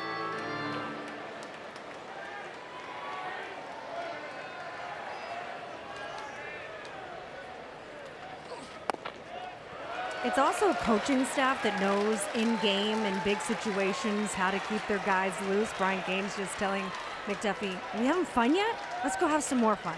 One more." To be fair, he only wants three more outs of fun. That's all the fun he's looking for tonight.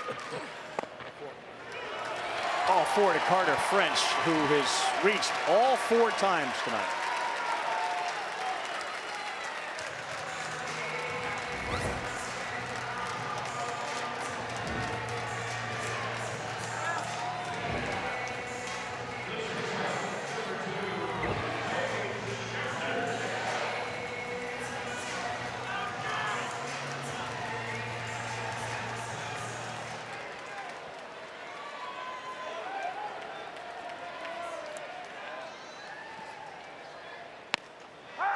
Runner high fastball to Schaffner in there for a strike.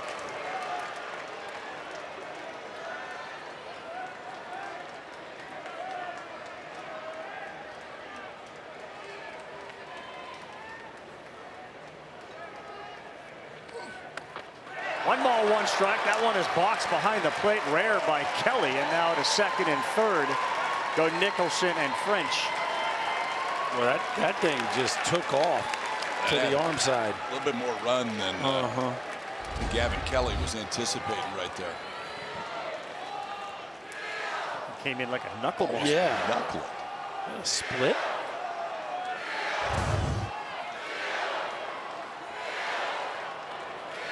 Had to be, right? Sure spin it like one.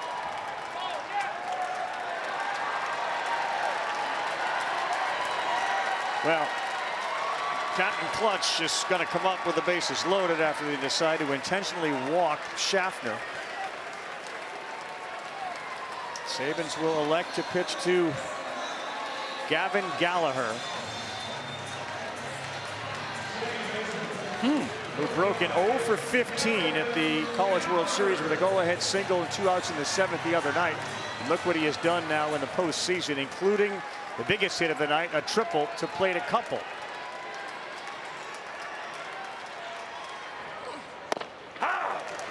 Sliders in there for a strike. I get it on paper. I definitely get it. But this dude would make me nervous if I was in the other dugout. He just has always had a feel for the moment.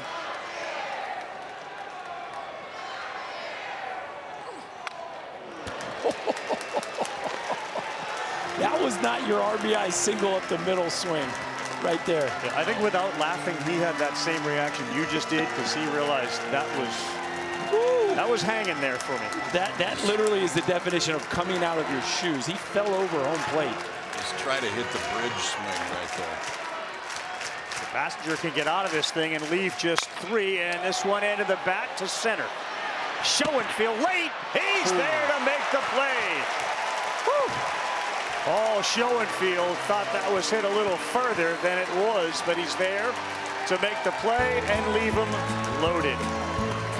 Last chance coming up here, and Walker McDuffie trying to close the door and move the Heels to 2-0. You could not ask for a better night for a baseball game. The wind very calm, blowing slightly out to center. West Virginia hoping they can get one up into it with a couple runners on. We're in the 9th. Carolina leading 5-2. And it's the middle of the order, starting with Matthew Gravlin and then Matt Einish and Brody Kresser. Set to face Walker McDuffie, who has struck out the last 2 he has faced. He's got 4 in the game. And he is high.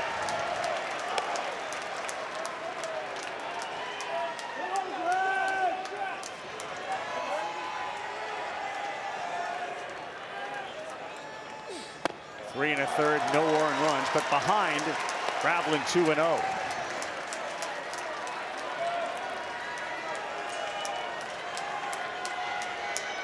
Working quickly, and he throws that in there for a strike. You're not afraid to get it and go.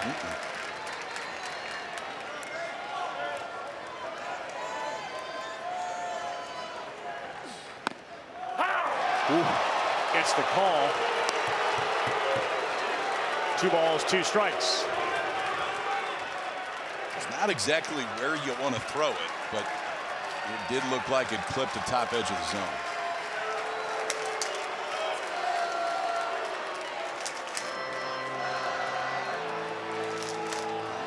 So they'll have a talk, and while McDuffie's trying to close this thing, Glauber is warming up.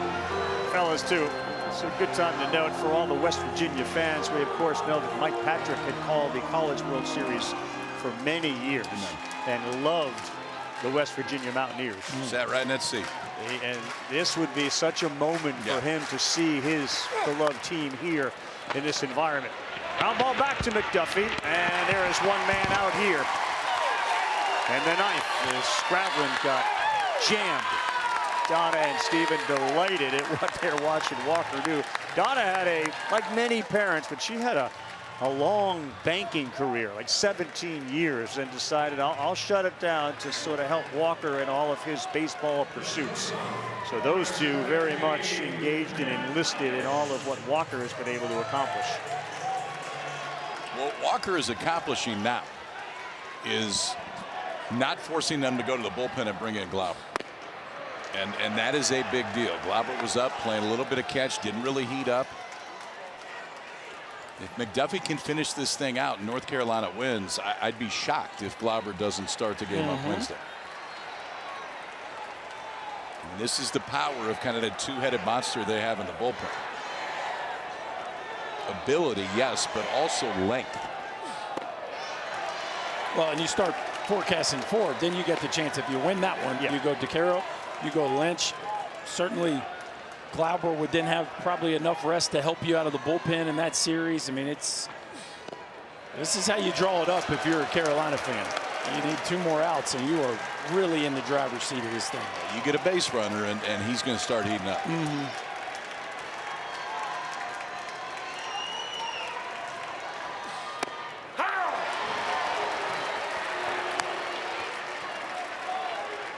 Three and 1 to Einish, who grounded into 2 double plays tonight. Part of the difference in the game has been the Carolina ability to turn those and the West Virginia inability to make the plays that they had to in the 7th. One more, says Baum, battling back from the 3-0 count.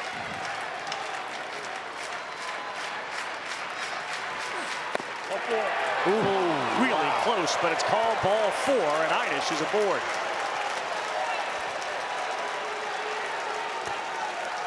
Pretty good right there. Yes, it was. And it was exactly what he was trying to do. Backdoor that breaker ball, and it's fighting to get back over the black. And probably a 50-50 ball right there. Woo. That was pretty good, though. Oh, no, KP. That one, I think, caught maybe the edge. An 80-20 ball. They've gotten 2 double plays tonight. Another one here would end it, and it's Brody Kresser. That's too low. Kresser is twice grounded out, and then he lined out to third as Glauber looms out there in the Carolina pen.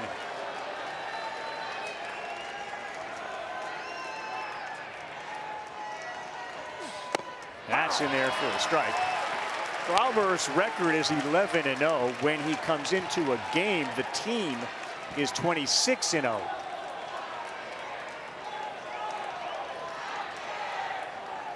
The 1-1 from Walker McDuffie at the knees. 1 and 2. Typically, those stats head coaches downplay, not Scott Forbes. He is very aware of that number and has no problem talking about it. Leaning into that 26-0. I'll lean into that.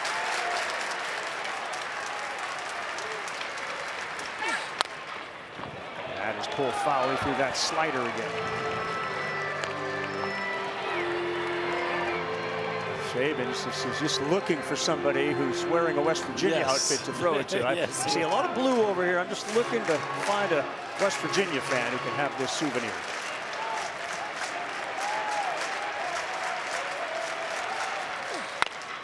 Liner over the head of Gallagher and into right field, and now the tying run will come to the plate as Kresser delivers. And does that bring Scott Forbes to the mound? He's talking about it. He is.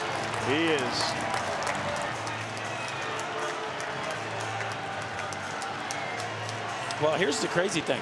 Normally, again, these are their best two dudes here in the postseason. Normally, you're looking at it going, okay, bottom of the order. Yeah. You know, maybe if we spin the lineup over, but the bottom of the order has been so good that you can't look at it that way.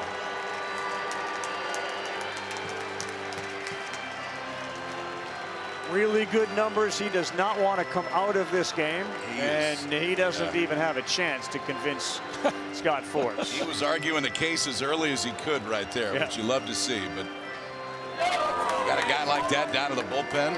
He only needs to get you 2 outs. Scott Forbes going to point right down there.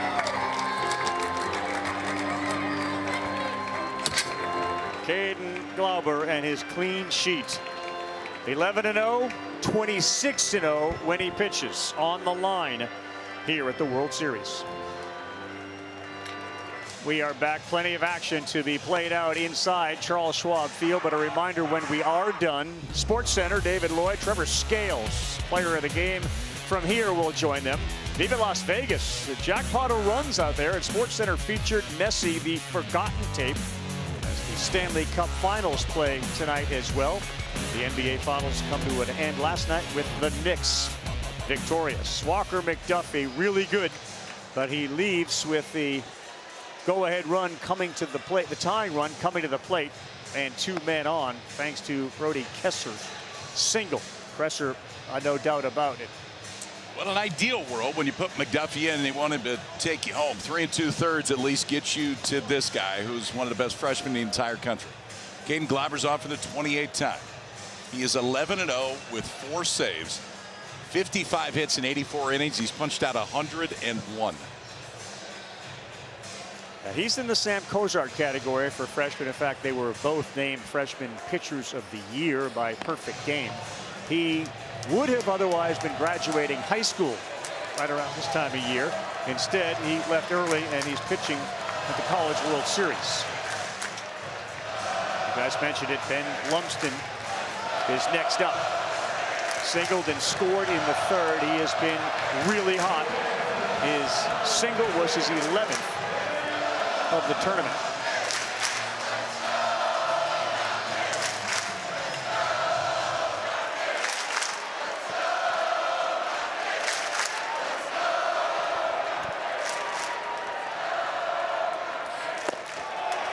High on the first one. For Glauber, it's mid-90s fastball, slider, and a changeup. We'll throw that changeup to lefties, but the fastball will live in the mid-90s. Heinisch the runner at second. Kresser at first. The 1-0 right by him at 95. A lefty like Lumsden saw that pitch down, and that's wheelhouse for a lefty. 3 homers, 19 RBI on the season.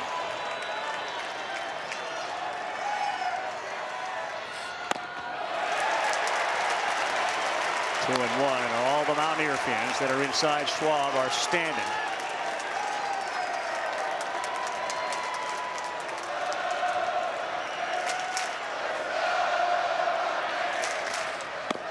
Slider missed, 3 balls and a strike.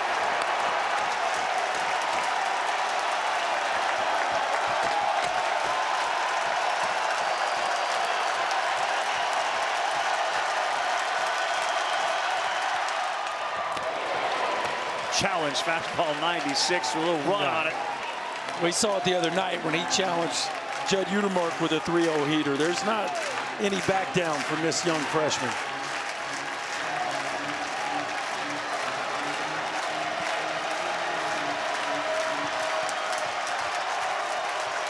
One out, 3-2.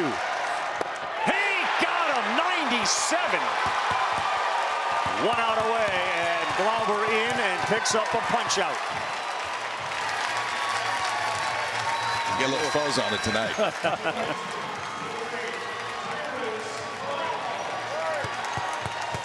Here is Hall. Remember, they bunted the 8th hitter, Lumsden, to get to Hall to put runners in scoring position. He bounced one over the first baseman's head. There is an immense amount of belief in Tyrus Hall at the plate. Another one at 97.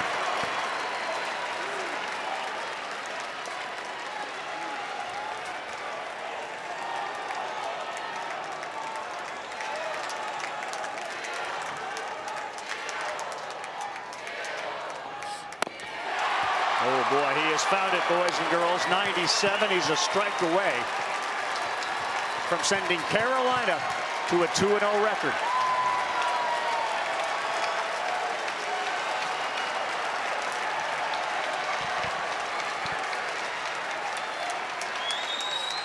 And that is right on the corner.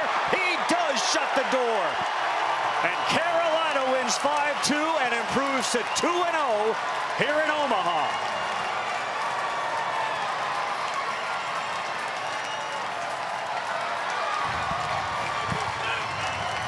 He didn't just shut the door. He slammed it. He slammed the door. They are 27-0 in games that he has appeared in. Glauber has a win and a save for Carolina. And given how quick that was, he's available in their next game. And this one kind of fit the script for a lot of Carolina's wins throughout the course of the year. You hold your opponent under 3 runs, you're opportunistic on offense, and your stars showed up when you needed them to, Gallagher and Hull. We talked in the open about that feeling you have about the heels, and to your point, they have a formula and they followed it to a T. Both McDuffie and Lynch certainly were outstanding. And for the second consecutive game here, they come up with the big hit late in the game. 7th inning. Game very much in doubt. Gallagher delivers. And the big spots have found their biggest guys so far, which is advantageous. Doesn't always happen that way. Where your big spots, those guys are coming up. But Gallagher and Hull have been right in the middle of it. All right, fellas and boys and girls at home, follow along with us with the Men's College World Series bracket as we move towards the weekend and the College World Series finals, which will start on June 20th. That is the catbird seat that Carolina is in. Tuesday, West Virginia and Troy will play each other. The winner will get North Carolina. Gavin Gallagher in the middle of both victories and now with KB. Gavin, congratulations. Before we get to your hit in the 7th, what's it like standing in the dugout, sitting there with a couple men out and watching Glauber work? I mean, it's awesome. Yeah, I mean, he's on the mound. We just got to have his back, make routine plays, because he really handles the rest. We talked about this a couple years ago. You don't get any hits. Now, twice, the go-ahead runs. What do you feel like is the difference in you this year? Just trying to, really commit to it. I've been here before. I have a little bit of experience now. Just really try to slow the game down and just try to treat it like any other at-bat. With that said, how much more are you enjoying yourself? Oh, it's awesome. I mean, we lost this game last time we were here. Being 2-0 in Omaha is really no better place to be, and just try to carry this momentum with us. We will see you on Wednesday. Awesome. Thank you. God bless. Guys. Yeah, captain clutch for them so far here in this postseason. And to think he was 0 for 15 when this World Series started.